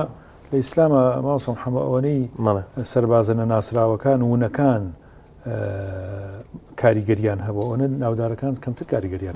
بە هەزاران سەرباز هەیە کە وونە و بۆ قیامەت ئیشی کردو هیچ بەسی نەبوو لە دنیا دەرکەوێت میوانەکەی دیکەمان مامۆستا شێخ حازرە زۆر بەڕێز ساڵح سعید ڕاوێژکاری خێزانی بابەتەکەمان بریتیار لە ڕەمەزان دەرفەتێک بۆ ئاشتاوی خێزان دامن بە خێراتی بکەم مامۆستا فەرمە قوربان ناصر شيخ عليكم السلام ورحمة الله قربان بخير بي زور سپاس دەکەین ساڵی بەخێر بێ خۆ باشی قوربان حاڵ باشە باشی قوربان خۆ بەخێر بێ هیوا باشن خێ بەسەر چاوم فەرمووی خۆ بەخێر باشی قوربان شکر باشی ماوەسەر تان باشن هەموو باشن ممنونم قوربان جناب بتواني لە زۆر نەمبینی هیچ زۆر دەمێکە خزمان نەگەشت خۆی لە خزمەتە نازانم بێڕەحمی کاممانە لەوە چێ بێڕەحمی نەبێت مامۆستا یاخۆ بەخێر بی زۆر سپاس خێر بی لە گوڵستانی پێیان بارك الله بكم خواهي لەگەر قوي ئەو چەند ڕۆژەی ڕەمەزان ماشيين الحمد لله هەر بیدایەتی ڕەنگە تۆزێک هەتا لە ڕووی جەسەدیەوە لێ ڕادین ئیدی خۆش دەبی والله اما طبعا رمضاني زور قرص ما نقرتوه وانە حفظ ساعات وهجد ساعات ساعة پاڵەوانەکانی ڕەمەزانی هاوین کاکە وانيا بەڵێ ئێستا ڕەمەزان هەر زۆر خۆشە ینی هەرچەند خۆی لە ڕۆژە سەختەکانی شار ڕەمەزان هەر خۆشە لەبەرچی لەبەرۆی مانگی جوانیە مانگی بەرزبوونەوەیە مانگی پاکبوونەوەیە مانگی نزیکبوونەوەی زیاترە لە خۆی گەورە مانگی پاکبوونەوەی لە چڵک و چەپەڵی و ژەنگ و ئەو شتانی کە لە پێش ڕەمەزانە ئینسان لە دڵ و دەرونی ئەنیشێت و لە جەستەی و لە ڕوحی ئەنیشێت ئێتە لەبەرەوە لە ڕاستیە ئەتوانین بڵێن ئەمە پشووە بەڵێ پشووی هەموو بەشەکانی جەستەیە پشووی ڕوحە پشووی گەدە و مەعیدێ و ڕیخۆڵەکانە پشووی زمانە پشووی هەموو جەواریحەکانی ترە چونکە تۆ لێرە لە ڕەمەزانە بەڕاستی ئینسان هەموو جوانیەکان کۆکاتەوە من ناوە مانگی جوانی ناویش جوانە جوانش لە خزمەوە محەممەوە باسی حیاتی سەحابەمانە کرد ژیانی سەحابە کاتێک کە باسی ژیانی هاوڵانەکەی ناتوانانی باسی ماوەسا حەبیب محەممەد سعید نەکەی کە چەند قەرزاری ئەوین لە هەشتاکانە ئەو ناویلکانە چەند پەروەردەی ئێمەی کرد ئەگەر باسی خێزان و پەروەردەی خێزان و ئاشتەوایی خێزانیش پێ بە ماوەسە ساڵحەوە هەر یەکسەر لەبەر چاومانە جنابیان دەورێکی زۆر باشیان جنابتانەوە سپاسانەکەم خۆرزاوات لەو کاتەدا پێیام کەواتە بینەر و بیسەرەکانشی چانسێکی باشیان هەیە کە لە خزمەتی مامۆستای خزمەت جەنابیشتان و بینەرانی بەڕێزیشتان یاخۆ بەخێر مامۆستا ئەمە تەوەرەکەمان وەک باست کرد ڕەمەزان مانجی جوانیە هەر لایەنێکی وەردەگری کۆمەڵەیەک پند و ئامۆژگاری و لایەنی ڕۆحی و جەسەدی و زۆر لایەنی دیکە هەیە یەک لەوانە بابەتی ئاشتەوایی خێزانە ئەو دەرفەتە چۆن بقۆزینەوە لە ڕەمەزان ئەو ئاشتەوایی خێزانە بهێنینەوە ئەو ئاشتەواییەی کە لە ڕابردوو هەمان بووە دوجار ئەگەر خێزانێکی تەندروستمان هەبی بێگومان کۆمەلگایەکی تەندروستمان هەیە بێگومان وایە زۆر ڕاستە بەناوی خۆی بەخشتنی مهرەبان صلاة وسلام وجاني بيغمبر صلى الله عليه وسلم وابو كان ياراني وشان كوتواني صلاة ورز وحرمة بو جنابتان ومستاني برز بو بين برز وخوشوي سكان سرتا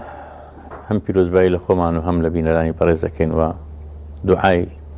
قبول بني عبادة كان بوهم لايك باي برودگار دعوة كين ئاشتەوایی طبعا من سەرەتا عەزم کردن کە ئەمانگە مانگی جوانیە بە جۆرێک لە جۆرەکان کاتێک کە باسی ئەوە کرێت دەرگاکانی باشت ئەکرێتەوە واڵا ئەبێ و دەرگاکانی دۆزەخ دائەخرێت شەیطانەکان و شایاطین هەمویان کۆت ئەکرێن و بەند دەکرێن ئەمە من زۆر جار ناوم ناوەتە دەرزی پرۆکاین یا دەرجەکانی ترکە لە وەکوڵی تەلقیح و کوتانی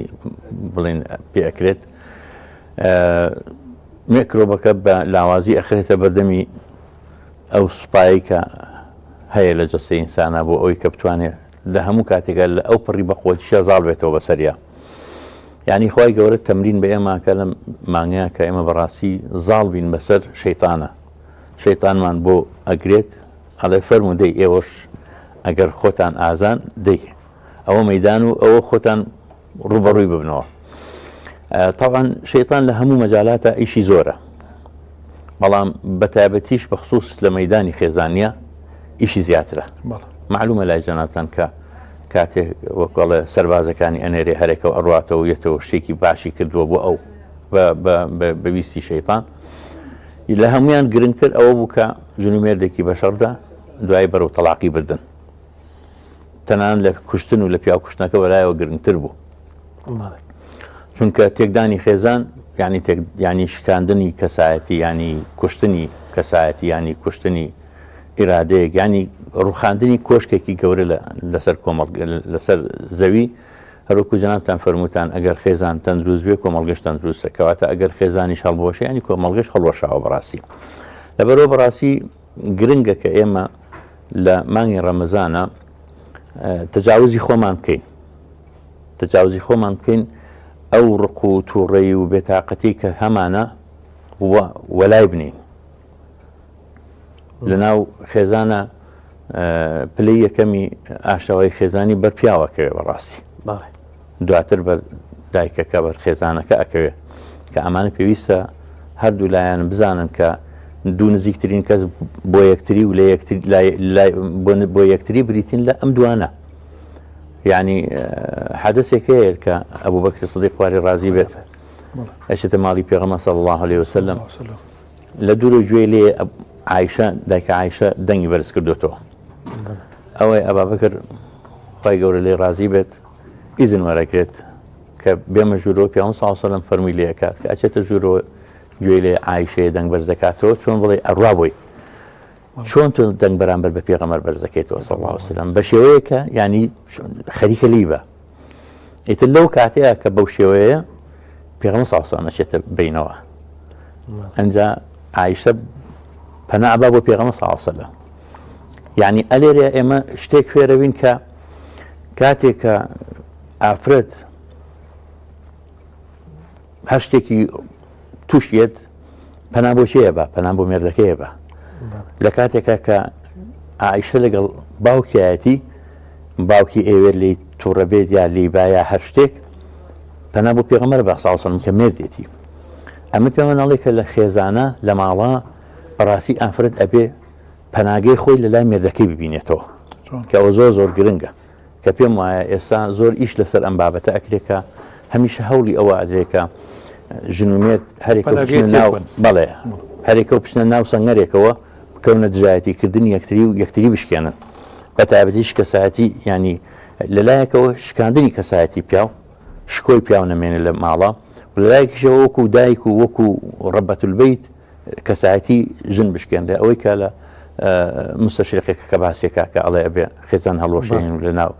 خێزانیشە لە کەسایەتی دایک بین و بە شێوەیە ژن شەرم کاپی بڵێن کابانی ماڵیان وەکوەڵە ڕەبەتولبەیت ئەمە پێمانەڵێ ئەبێ ئێمە بەڕاستی وەکو عەرزم کردن تەجاوزی خۆمان بکەین ئەوە بیر لەوە بکەینەوە مەسئولیات لەسەر شانمانە یعنی لە ناو خێزانە مەسئولیات بۆ هەردوو لە ئەتوانن بڵێم یەکسانە ژنیش و پیاویش ئەمانن ئەتوانن ئەو ئاشتەواییە دروستکەنەوە ئەوان ئەتوانن کە لە کاتێکە کە من خۆم بە ڕۆژ و ئەبم لە کاتێکە کە بیلەوە ئەەکەمەوە کە داوای لێبوردن لای خوای پەروەردگارەکەم من چەند لێبوردەم لە ماڵە چەنە تەبام لە ماڵە چەنە شەیتانم وە دەرناوە لە بینی خۆم و خێزان و ماڵ و مناڵمە چەنە بە سەلام و ئەڕۆم و ماڵەوە چەنە بەخوا حافیزی لە ماڵ دەرەچمە دەرەوە چەنە لە کاتێکە کە من تووڕێیەک ڕوون تێئەکە خۆم ئەگرم یان خێزانەکەم ڕووی تێەکە خۆی ئەگرێت تەحمل ئەکات کە ئەمە زۆر گرنگە چونکە ئەم مانگی سەبرە مانگی هەڵسانەوەیە مانگی ئەوەیە کە شتەکان نەرم ببنەوە ڕقەکان نەرم ببنەوە بە تایبەتی دڵ ڕقەکان نەرم ببنەوە بیر لەوە بکەنەوە کە ئەو کەسێک کە ئەمڕۆ لەم مانگیا لێبوردە بێ خوای گەورەی لێبوردە ئەبێ بەرامبەری ئەرحەموا من فی الأرض یەرحەمکم من فی السەما بەڕاستی ئەگەر ئینسان لێرە نەرمونیان بێ لێبوردە بێ خوای گەورەش بەرامبەر ئەو لێبوردە ئەبێت تەنانەت ئەگەر لە حاڵەتێکی زۆر نالەبار و خراپیشا بێ بەرامبەر بە خوای گەورە خوا لە مافەکانی خۆی خۆشە بێ بەڵام پێی ناخۆشە من و تۆ ئازاری یەکتری بین پێی ناخۆشە ژن و مێردێک لە ماڵە ئازاری یەکتری بن جوانترین دیمەن لە ماڵە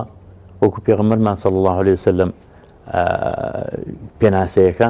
ئەوەیە کە ژن و مێردێک لە سەر خوانێک دانیشن لە قاپێکا بێکەوە نانەکەیان ئەخۆن خۆ ئەگەر خواردنیش بەدەمی یەکەوە بکەنەوە دیمەنێکی زۆر جوانتر ئەبێ و شەیتان زیاتر پێی قەڵسە بێ و بێتاقە دەبێ ئەمەیە بەڕاستی یعنی ئێمە گەر بڵین خێزانی بێکێشە هەیە هەڵا ئەکەین بەڕاستی وانە هەموو خێزانێکە و ماڵی پێغەمبەر صلی الله عليه وسلم بەڵام هەر وەکو یعنی هەندێک حاڵاتی نەخوازراو هەیە وەکو چۆن ئەبوو بەکر کە ڕۆیشت ئەو حاڵەی بینی دوای ڕۆشت و دوای کە هاتەوە سیرەکەت پێغەمبەر صلی الله علیه و سلم لەگەڵ عایشە پێکەن بێکەوە ئەویش قەولێکی مەشهوری هەبوو فەرمووی شاریکانی في سلمكما كما تشاركانني في حربكما هەروەکو چۆن لە شڕەکانتانە بەشدارم لە خۆشیەکانیشتانە بەشدارم کەن ئەمە پێمانەڵێ ماڵ بێکێشە نابێ بەڵام هەروەکو تووڕێی تایە با پێکەنینی شتات تیابێ با قسەی خۆشیشی تیابێ با بەیەکەوە وەکۆڵێ ئاشتەوایەکی وای تیابێ کە یعنی وەکو یەک پارچەوا بن وەکو یەک جەستەوا بن چونکە بەڕاستی ینی ژیان بەبێ هاوکاری نابێت ژیان بەبێ خۆشەویستی نابێت ژیان بەبێ لێبوردەیی نابێت ژیان بەبێ نەرمونیانی نابێت کە ئەمانە هەمووی کۆمەڵە سیفاتێکن پێویستە لە خێزانەکانە ڕنگ باتەوە لە ژن و لە پیاوە ڕنگ باتەوە کە زیاتر تەرکیزەکەینە سەر ئەم دوو ئەنسۆرە لە خێزانە چونکە ئەمانن خێزان پەروەردەکەن ئەمانن کوڕ و کچەکان پەروەردەکەن ئەمانن وا ئەکەن کە کوڕەکە چاو لە باوکی بکە کچەکە چاو لە دایکی بکە هەبەرەوە ئەگەر تێبینی بکەین ئێمە لە چۆن بڵێ لە باسی ڕێنمایی خێزانی و ڕاوێژکاری خێزانیە شتی زۆر هەیە دەربارەی ئەم بابەتە کە باسی ئیمام ئەحمەد دەکرێت ڕەحمەتی خوای لێ بێ کە دە ئامۆژگاری کوڕەکەی ئەکا لە کاتی زاوایەتیە لە هەمان کاتە باسی یەکێک لە دایکەکانی ژەکا کە دە ئامۆژگاری کچەکەیەکە لە ڕۆژی بووکێنیە کە ئەبێ ئاوابی ئاگاد لە برسێتی پیاوەکەت بێ ئاگاد لە کاتی خەوی پیاوەکەت بێ ئاگاد لە کاتی ئیسراحەت و ئەوەی پیاوەکەت بێ ئەبێ بۆنی خۆشت لێ بکە ئەبێ هەمیشە جوانی تیا ببینێ ئەبێ ئەوە کۆمەڵی لەو شتانە لەو لاشەوە ئیمام ئەحمەد مثلەن ئامۆژگاری کوڕەکەیەکە کوڕەکەم نەرمونیان بە بەخیلی نەکەی لە خۆشەویستی دەربڕینە کۆمەڵی لەو شتانە بەبەستمەوە یعنی مناڵ بە دایک و باوک پەروەردابێ و بەو ئاشتەواییش پەروەردابێ بۆیە جاری وا هەیە زۆر جار وتراوەکە کەسانێکن کە لە خێزانێکە گەورە بوون هەمیشە ئاژاوی تیابووە هەمیشە شەڕی تیابووە هەمیشە بەریەکەوتنی زبری تیابووە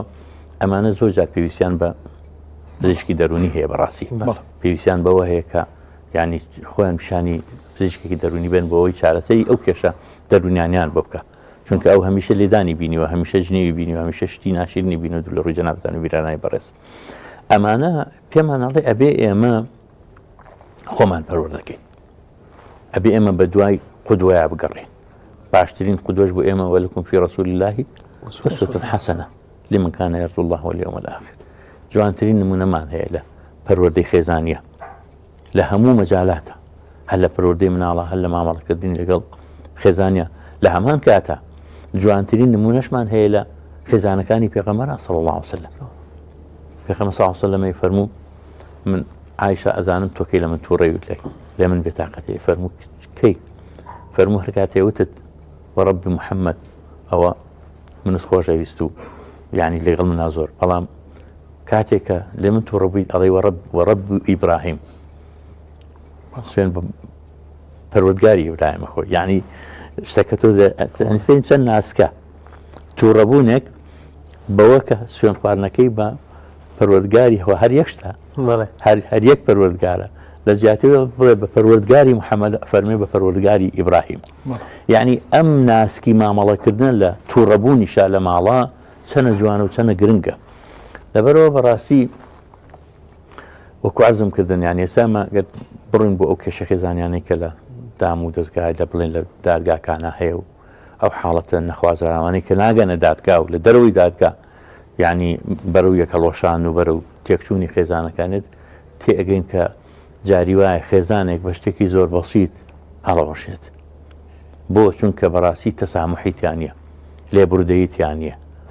چکە بەڕاستی ئارامگرتنیتیان نیە چکە بەڕاستی کەسێکی تریێت ئەم خێزانە تێگەدا هەڵی ئەوەشێنێ لە جیاتی ئەوەی قسەی خێر بکە قسەی شەڕی تیاکە لە جیاتی ئەوەی ئیسلاح بکە ئیفسادەکە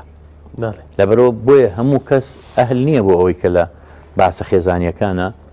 بڕوە ڕاوێژکاری خێزانی پێ بکرێت ماوەسەگیان ئەگەر ئێمە بگەڕێنەوە بۆ ساڵەکانی پێشوو بە تایبەتی پێشکی سز تعقیدێکی زۆر هەیە لە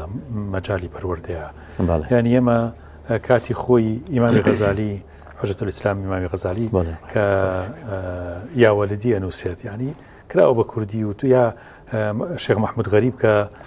کتاب الله یاوەلدی نووسی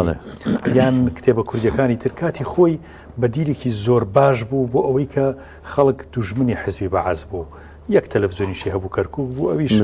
دایمە زۆر سەڵدامی دەرەخست لەبەرەوە زۆر وەرغوب نەبوو خەڵک سەیری بکە لەبەرەوە لە ماڵەکانە زۆر بە ئاسانی و توانین دەست بگا بە ناملکەیەک و بۆ مناڵەکانی بخوێن تو یا خۆیان بخوێنەوە یان وەکو خێزان دابنیشی چکە و کتابانە زیاتر فێریە کردی کە چۆن دانیشتنیکی خێزانی دروستکەی لەسەر ئەساسی ئیمان و پەروەردەی ئیمان ئەمە بۆ ئەو ساڵانە ئاسایی بوو بەس ئێستا ماوەسا یعنی چۆن ئەڵێ بازێکی زۆر گەورەی یاوە چۆن خێزان کۆبێتەوە چۆن نتوانی تۆ مناڵەکەت لە هایباتەکەی لەدەست بسێنیت و بێنی هەر بێنی سفری ناخواردنەکە نانبخوات هەر بێنی لەگەڵ خۆ تابی بۆ داوەتی ماڵی مامی ماڵی خاڵی لەبرۆ ئەمە چۆن ئێمە پەروەردە جارێتتر بینا بکەینەوە لەم سەردەمە زۆر قرس و بەڕاستی گرانەیە بەڵێ زۆر گرنگە ئەو پرسیارە ئەو بابەتە بێگومان ئەبێ هەموو شتێک ئینسان لە خۆیەوە دەست پێ بکە من پێم وایە ئەوەندەی مۆبایل و ئەلکترۆنیات گەورەکانی دزیوە بەو ڕادەیە بچووکەکانی نەدزیوە ئەگەر گەورەکان واز بێنن لە ئایپاد و لەوە یە بڵێن لە مۆبایل و ئەلکترۆنیات یا کەمیکەنەوە مناڵەکان بە شێوەیەکی باشتر خوانی لێ دوورخەنەوە ئەو باوکەی کە لە ماڵە یاری لەگەڵ مناڵەکانیەکە مۆبایلەکەی بەدەستەوە نییە زۆر جار شتێکمانەوە دیانی مامۆسایەک بە قوتابیەکانی ئەڵێ هەر کەسە و هیوایەتی خۆیان بۆ بنووسێ یەکێک لە مناڵەکانە نووسێ خۆزگە تەلەڤیزیۆن بۆ مایە مامۆستا زۆر بەلایە سەیرەکە چێتەوە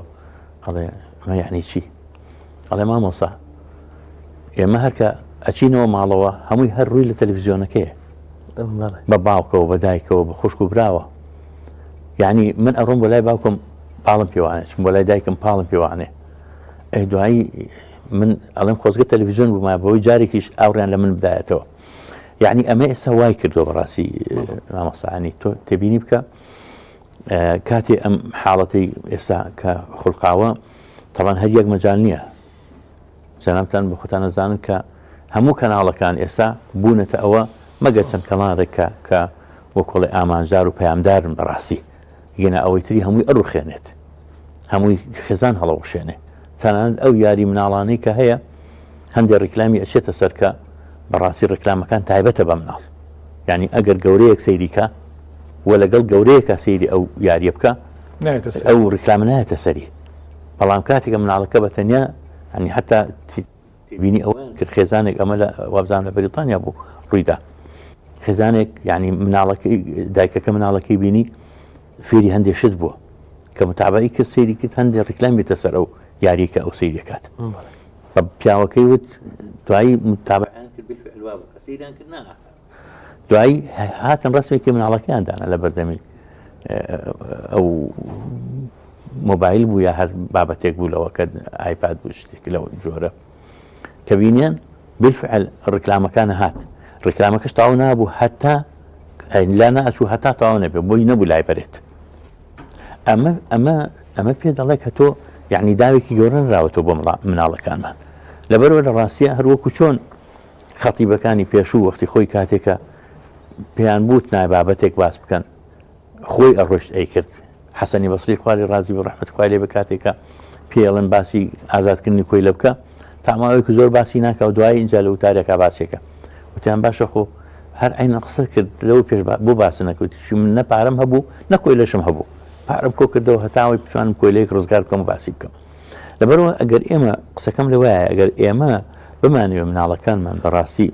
ڕاستکەینەوە ئەبێ خۆشمان ڕاست بینەوە ئەبێ خۆشمان ئەوەندە ئالوودەی مۆبایل نەبین ئەوەندە شەوڕۆژ بەدەستمانەوە نەبێت یعنی دایکێ مۆبایلەکەی بە شێوەیە بەدەستەوەیە لە جیاتی ئەوەی مەمکەکە بکا بەدەمی مناڵەکەیەوە شتێکی تر ئەکا بەدەمیەوە ئاگەی لە مناڵەکە نیە یا مناڵ دوور کەوتۆ ئەگەی لینی لەوانەیە شوێنێکە بکوێتە خوارەوە تووچاری مصیبەتێکی گەورە ببێت لەبەرەوە بەڕاستی ئەمڕۆ مەسئولیەتی دایک و باوک زۆر گەورەتر لە جاران بە شێوەیە گەورەترە کە توانین بڵین ئەبێ یعنی خوانێک لایکەنەوە بۆ مناڵەکان چونکە لەدەست دەچن بە فعلی مناڵە دەست دەرەچێت ئەگەر بێت و دایک و باوک خۆی کۆ نەکاتەوە بی ئەگەر خۆی پەروەردە نەکات ئەبێ بخوێنێتەوە ئەبێ بەشداری کۆمەڵێک یعنی بابەت بکات یا کۆمەڵێک کتێب بخوێنێتەوە یان سێری کۆمەڵی بەرنامە بکە خۆماشەڵا گوگڵ ئەو نشتی تایە گەرتێت هەموو شتێکت دەستەکەوێت توانی گوێت لە ئەو بابەتانە بگریابیان خوێنێتەوە لە یوتوبە لە گوگڵە توانشتی زۆر جوان وەرگرت و پەروەردەی مناڵەکانی پێ بکە بەڕاستی بەڵام بەداخەوە ئێمە لەم مەجاالیا تۆزێ کەم تەرخەمینیانی وەکوچوان جگە لەوەشکە ئەوانی کە مسلحن لە مەجاالیا مەجاالیان کەمە ئەو ڕێکخراوانی کە ئیسلاحی خێزانەکەن ئەسەن توانای ئەوان نییە کە کۆڕێ بگرن توانای ئەوان نیە کە بینایەک دوو ژوور بگرن کە ڕێکخراوەکانی بەڕاستی ینی چارەکیانی تیا پاڵپشتی نییە پاڵپشتی نییە بەڵام ڕێکخراوەکانی تر ئەوانەی کە یعنی من ڕێکخراو هەبووە قسەم لەگەڵا کردووە ئێمە ڕێکخراوێکمان هەیە ڕێکخراوێکی خێزانیە بڵێن کۆمەڵایەتی و یاساییە کۆمەڵگەی بە پرسە کۆمەڵایەت و یاساییەکان ینی ساڵانە فیستیڤالێکی خێزانیەکەن بۆ ئەوانی کە تازا و سەرگیریەکەن هەدیانە دێنەوە ئیتر کۆمەڵی ڕۆشنبیری خێزانیشان بۆ بازەکەین وەستم وەیە ئەنی ویسمان شت وەرگرین لەگەڵ لەو ڕێکخراوانی تر کە بۆمان باس کردی وەڵی شمولی ئێوە ناکە ئەوە ئێمە مع العلم يعني لە چۆن بڵێ لە وەزارەتی دەرەوە و لە وەزارەتی ناوخۆی ئەمریکا نەسری مفتوحیان بۆ تەرخان کراوە شوێنی تایبەتیشان هەیە لە وڵاتی ئێمە هەموو شتێکیان بۆ مسۆگەر کراوە بەڵام ئەوەی کە بیناکە ناتوانێت بەڵێ نە مادەی هەیە نە ئیمکانیاتی تریشی ئەخرێتە بەردەست بەداخەوە توان بڵێم دەوڵەمەندەکانی ئەم وڵاتش لەم مەجاالەیە کەم تەرخەمن یانی ئێستا یەکێک ئامادەیە دەجار بڕا بۆ عەمرە بەس ئامادە نییە لە جیاتی ئەو دەجارە جارێکیان دەوەرەقە بکات بە هەدیە بۆ گەنجێک هاوسەرگیری پێ ئەنجام بدە یا کارێکی هاوسەرگیریەکی پێ ئاسان بکە لە گەورەی عەمرەکەم ناکەینەوە ئەوە سەفەری ڕوحە بەڕاستی بەڵام لەگەڵ ئەوەشە یعنی ناکرێت تۆ یەکێک لە پاڵتە لە برسا بمرێ بەڵام بڕۆی بڵێ وڵاتم ئەمرە ئەەکەم یا ڕۆم بۆ حەجکە لە کاتێکە ئەولەویەت بۆ ئەوەیە ئەبێ ئەویان ڕزگار کەیت یعنی چونکە ئەو کەسەی کە هەچەند هەندێک ڕێی هەیە لەوانەیە زۆر مەقبول نەبێ بەڵام قسەیەکی جوانیشە توانم بڵم تا ڕادەیەک مخالفی شەرعیش نییە کە ئەڵێ ئەی ئەو کەسێک کە ئەڕۆی بە چوار دەوری کەعبەیە تەوافەکەی لە پاڵ خۆتە شتێک هەیە کە ئەتوانی بەقەدەر تەوافی کەعبە سوودی لێ ببینی ئەویش ئەوەیە کە کەسێک ڕزگارکەی ئازانم باسێکی شێخی گەیلانی هەیە بە ڕەحمەت بێکە کورتترین وتاری هەبوو توێتی فەرموویەتی کە چۆن بڵێ پاروەنانە بیخێتە ناو سکی برسیەکەەوە باشترە لە دروستکردنی هەزاران مزگەوت یعنی ئەمە ئەم باسی چونکە باسی ئینسانە یعنی ئیسلامی هاتووە بۆ ئینسان بەڕاستی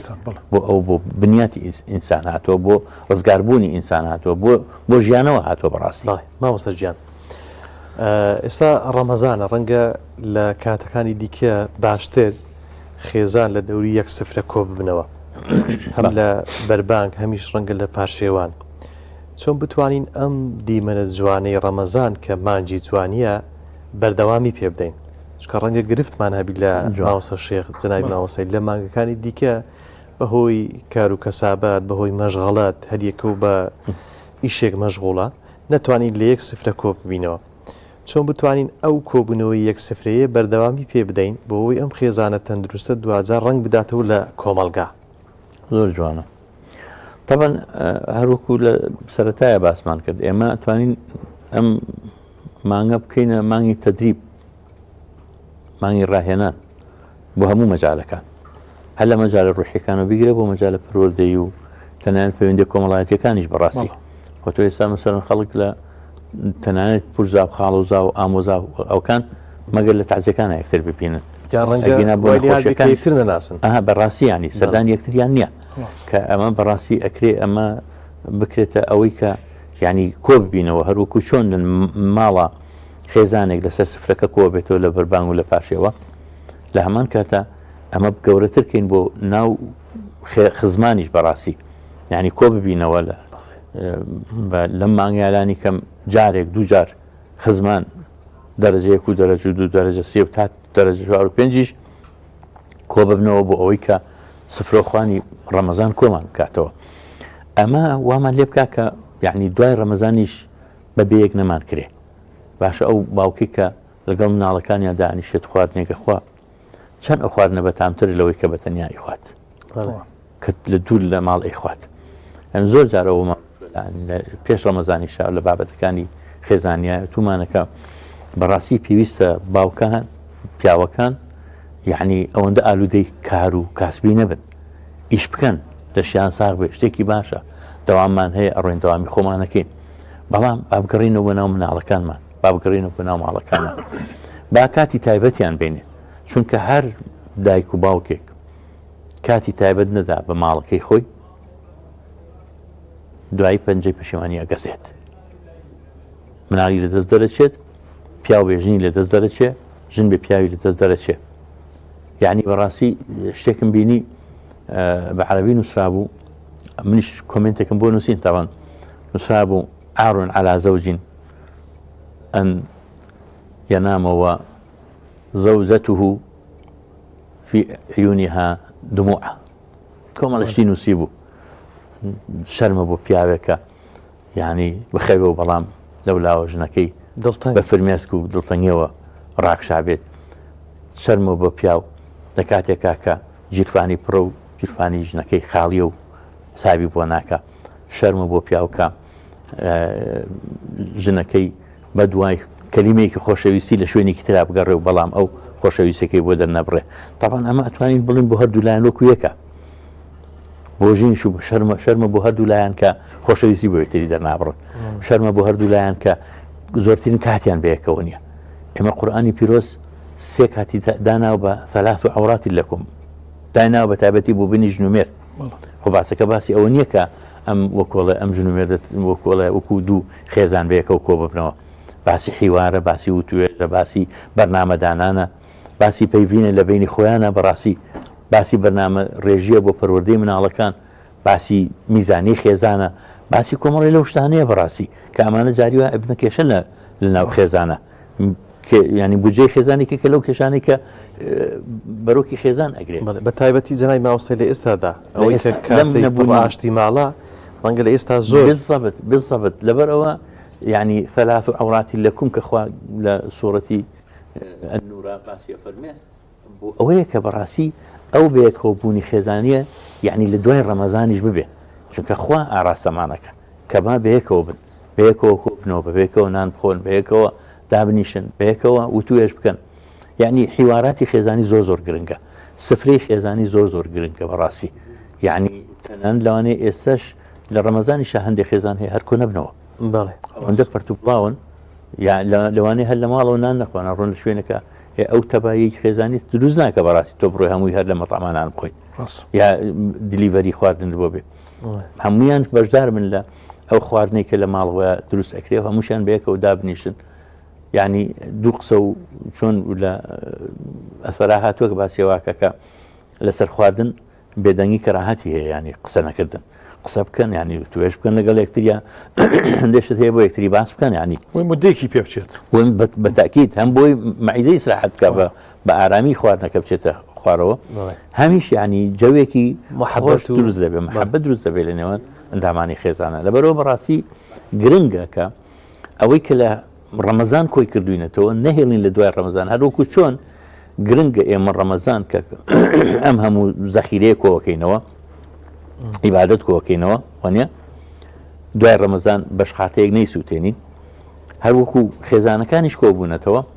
دوای ڕەمەزان پەرت و بڵاو نەبینەوە. یعنی لانی کەم ئەگەر هەموو ژەمێک بەیەکەوە نەبین، هەفتەی دوو ژەم سێ ژەم دایک و باوکەکە لەگەڵ مناڵەکانیانە بەیەکەوە بن، بەیەکەوە نان بخۆن، کە ئەو زۆر گرنگە و زۆر پێویستە ئیشی لەسەر بکرێت. وازم کاتمان نەما کۆتایی ڕوا زۆر بە نرخ و شیرینەکانی مامۆستاش بەڕاستی جێ بەیەخن، خی گەورە زەخیرداتەوە جەنای مامۆستای، یاخوا بەخێر بێ. زۆر سپاس جەنابتانەکەم، خوا تاعاتی عیبادەت لە ئێوەش و لە ئێمەش و لە بینەرانی بەڕێزش قبوڵ بکات. زۆر سپاسی جەنابی مامۆستا ساڵح سەعید ڕاوێژکاری خێزانیەکەین. دەستان خۆش مامۆستایان بۆ ئەم بەسەرکردنەوەیەوە، هەروەها بۆ ئەم پەیامە جوانانەکە بۆ خێزانەکان کە کە زۆر گرنگە دەستان خۆش بێ خوا مەفەقتەکە یاخوا من سپاس جەنابتانەکەم گەورەتان کردم سپاس دەکەین مامۆستا گیان خەزت ئامەتەوە زۆر سپاسانەکەم سان خۆش بێ بابەرەکەت پڕژێنە بەسەرتانە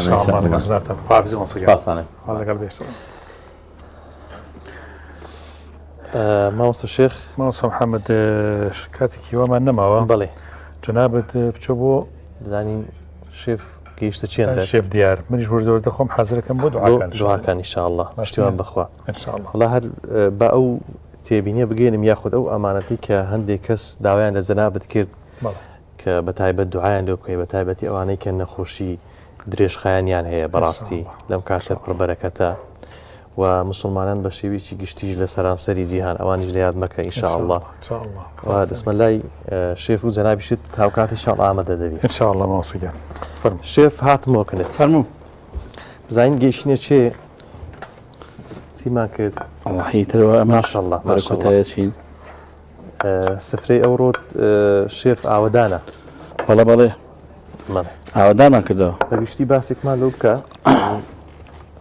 چیت ئامادەیە برنجەکەمان کۆتایی پێهاو بەڵێ و برنجی سپی ئەوڕۆوانی بەڵێ برنجی سپی دولفیسیەکەی هەیە بەڵێ ئەوە ئارینۆکە لە گەریتی بەڵێ ئەوە پێڵەتی ئارینۆک ئێمەڵێن لەت کەنۆک ئەمە پێدرێن ئارینۆ بەڵا خۆناوی شتێکی جوانە پێوە و دواتر ئێمە سوپێکشمان هەبوو سوپێکی جۆ بوو بڵێ بە قیمە بۆ شازە کردمان بە گێزەر شێف ئەو قیمەیە یعنی کو حازرت کردێوەبی هەرنەوەشێت لە ناو سوپەکە ینی ئەو قیمە من خۆی بەبێ هیچ شتێک دروستم کردووە سرم کردەوە لە ڕۆنا بڵێ بەکە سووری کردو سەرەتا کاتێکش کە جۆکە پێگەیشت ئەو کاتا توانی تۆ ئەو قیمەی تێ بکەی باش نییە هەتانی بیشێلی بە ئادە بیشێلی بە ئادی گەرمەشامی بێ باشترە بەڵا ڕەنگە جگەلەوەی کە خواردنە پێویستی وەکو ڤیتامینەکانیشی باشتر بەڵێ ئەرەوەڵا مادێکی زۆر باشی تیا ئاسید بە تایبەت و لەگەڵ ئەوەشە ئەو زەڵاتێمان ئامادە کردووە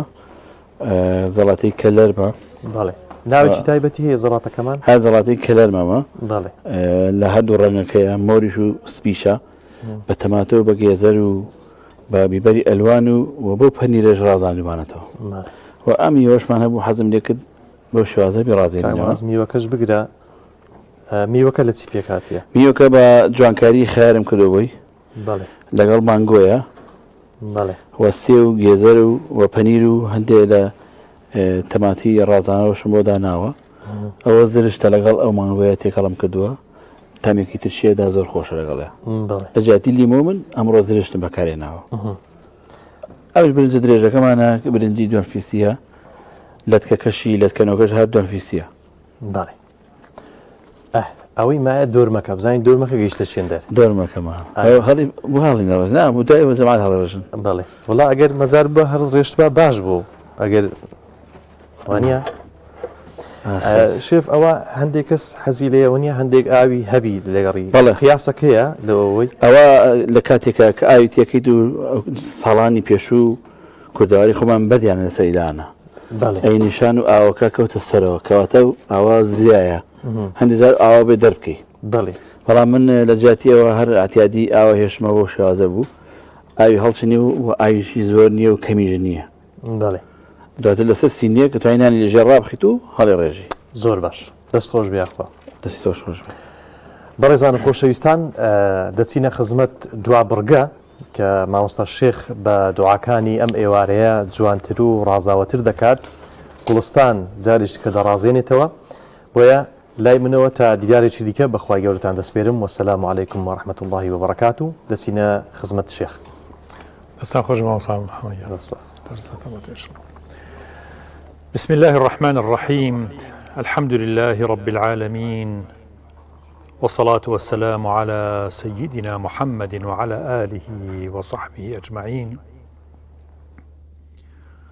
ربنا آتنا في الدنيا حسنة وفي الآخرة حسنة وقنا عذاب النار ربنا ما خلقت هذا باطلا سبحانك فقنا عذاب النار يا رب إخوائي ئەم دنیا و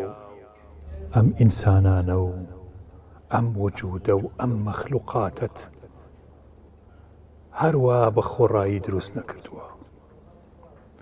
وما خلقت الجن والإنس إلا ليعبدون. بۆ عیبادەت دروست کردوین. یا ربی خوایشان حاڵیمان کە لەوەی کە بۆ عیبادەت دروست کردوین. فاهممان کە و تێگەیشتومان کە لەوەی کە بۆ عیبادەت دروست کردوین. سەری بەندایەتیمان لە هەموو کردەوە و ئاکارێکمانە دیار بێ کە تۆ پەرستین و بەگوێی تۆکەین و لە خزمەت قورئان و سنەتەکانی ڕەسوڵ الله ئابین صلی الله عليه وسلم. ئیمانێکی کامڵمان پێ ببەخشە، دینمان دامەزراو بکە، عاقبەتمان بەخێر بگێڕە، ڕێی عاقبەت خێرانمان پیشان بدە، بمان خەرە سەرە و ڕێگەیەی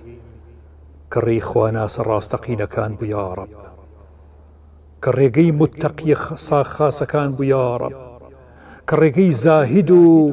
عابیدە باشەکان بوو یا ڕەب العالەمین. ئەوانەی لێت وەرگرتن بەو جۆرەش لە ئێمەی وەربگرە، بمان خەرە سەرە و ڕێگەیی کە لەوانت وەرگرت، تەوفیقمان بەو هیدایەتمان بە، لە هیدایەتی خۆت بێ بەشمان مەکە یا ڕەب. یا ڕەبی خوایگیان زۆر نەوانەی کە نەخۆشن داوای دوعای شیفاکەن، شیفایان بۆ بنێرە یا ڕەب العالەمین. هەرچی نەخۆشی ئێستا لەسەر جێگەیە و ئاگای لەم بەرنامە و لەم دوعا و پاڕانەوەی ئێمە هەیە، ئامینەکا بۆ ئەم دوعایانە، ئەوانش یاگیان لێنێ یا ڕەب العالەمین، هەر هەمووی شیفایان بۆ بنێرە، دەرگای شیفای خۆتیان بۆ بکەرەوە، ڕێگەکانی شیفایان پیشان بدە، یا شافی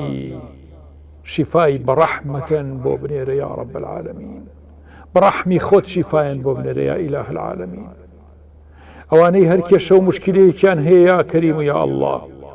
یا ڕەبی خوایگیان کێشە و مشکلەکانی خێزانەکان یا ئەرحەم الراحمین بە چارەسەر بگات. ئەوانەی لە یەکتر تێناگەن یا ڕەب العالەمین، حاڵیان کە لە حاڵی خۆیان، یا ڕەبی خوایگیان ئەو کێشە گەورانەی کە تووشی ئومەتی ئیسلامی بۆ موسڵمانان پێوە مبتەلان بۆمان چارەسەر بکە، هیدایەتمان بە، برایەتی و مەحەبەت بخەرە ناومان، ڕێگەی ڕاستمان لێ تێک نەچێت، صراط المستەقیممان لێ تێک نەچێت. یا ڕەبی خوایگیان هەموو لادێ و شارەکانمان ئاوداشت بکە بە ئابارانی پڕەحمەتی خۆت. سوپاسی ئەم نیعمەتە گەورەتەکەین کە بارانمان بۆ بارێنی، بەردەوامی کە لەسەر خێر یا ڕەب العالەمین. ئەغیثنا یا ڕەب، خوایگیان بارانی پڕەحمەتی خۆتمان لێ مەگرەرەوە یا ئیلاه العالەمین. یا ڕەبی خوایگیان ئەوانەی هەر جۆرە کێشە و مشکلە و قەرزاریەکیان هەیە بۆیان دەفع بکە، ئەو کچ و کوڕانەی کە نەچوونەتە ژیانی هاوسەرەتی بە کەسی باشیان بکێنە. براو خوشکەکانمان لە هەندەران و لە خارج یا ڕەب العالەمین دوعاکانیان گیرا بکە، سفرەکانیان قەرەباڵغ بکە، مناڵەکانیان بۆ ساڵح بکە. یا ڕەبی خوایگیان خۆیشیان و مناڵەکانیشان عاقبەت خێر بکە ئیلاه العالەمین. لەگەڵ هەر براو خوشکێکی ئازیز و خۆشەویستمان کە لە هەر چوار پارچەی کوردستانە بینەری بەرنامەکانی ئێمەن و بە تایبەتی لەم ئێوارانەی گوڵستان و بە تایبەتتر لەم دوعایەنا بەشداریەکەن، بیان کە بە حەڵقەیەکی زیکری فراوان و بە حەڵقەی زیکر وەری بگرە لێمان، دوعای هەموومان گیرا بکە و ئامینی هەموومان گیرا بکە یا ڕەب العالەمین. یا ڕەبی خوایگیان هەر پاڕانەوە و نیزا و لاڵانەوەیەکیان هەیە بێ بەهانایانەوە یا ئەرحەم الراحمین. یا ڕەبی یا ڕەب یا ڕەب یا ڕەب العالەمین، بێجگە لە تۆ خوایشی ترمان نییە، لە کێ بپاڕینەوە لە غەیری تۆ ئیلاه العالەمین. لێتە پاڕینەوە، دوعاکانمان گیرا بکە و عەفومان کە و لێمان خۆش بە و هیدایەتمان بە و سەربەرزمان کە لە دنیا و قیامەتە، ڕووسوری بەربارەگای خۆتمان بکە، لە مەحشەرا شەرمەزار نەبین ئیلاه العالەمین، لە بەینی دوو مەلائیکەکەیە کە لە گۆڕ و لە حەیاتی بەرزەخا گیرۆ دەنەبین یا ڕەب العالەمین. یا ڕەبی خوایە لەو تاریکاییەی کە بەرەو مەحشەر ڕۆین، تەنها یەکەمان بە خۆشەویستی خۆت و ڕەسوڵ الله بۆ ڕووناکەرەوە و نوری ڕێگەی تۆمان هەبێت و ڕێگەی قیامەت بەدی بکەین، لەسەر پردی سیرات فریامان کەوە یا ڕەب یا ئەرحەم الراحمین، لەسەر پردی سیرات فریامان کەوە. يا ربي خواي جان بو لحظيكيش عذابي قبر عذابي برزخ عذابي قيامته عذابي دوزخ عذابي تنهاي عذابي فراموشي عذاب كاني ترمان بينوش مك يا رب عذاب كاني تر نبينين زمهرير نبينين يا رب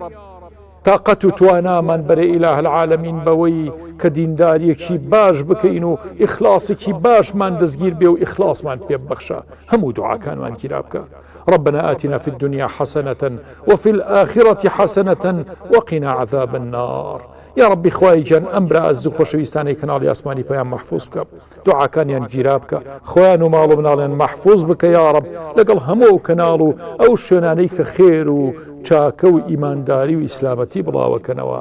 لەگەڵ هەموو کەسێک کە دەستی خێری هەیە و دەستی چاکەی هەیە و دەستی ئیسلاحی هەیە لە ناو کۆمەڵگایە یا رب العالمین یا ربی خوای ئەوانەی چاکەکارن زیادیان بکە ئەوانەی خراپن یا رب العالمین ئیسلاحیان بکە و چاکیان بکە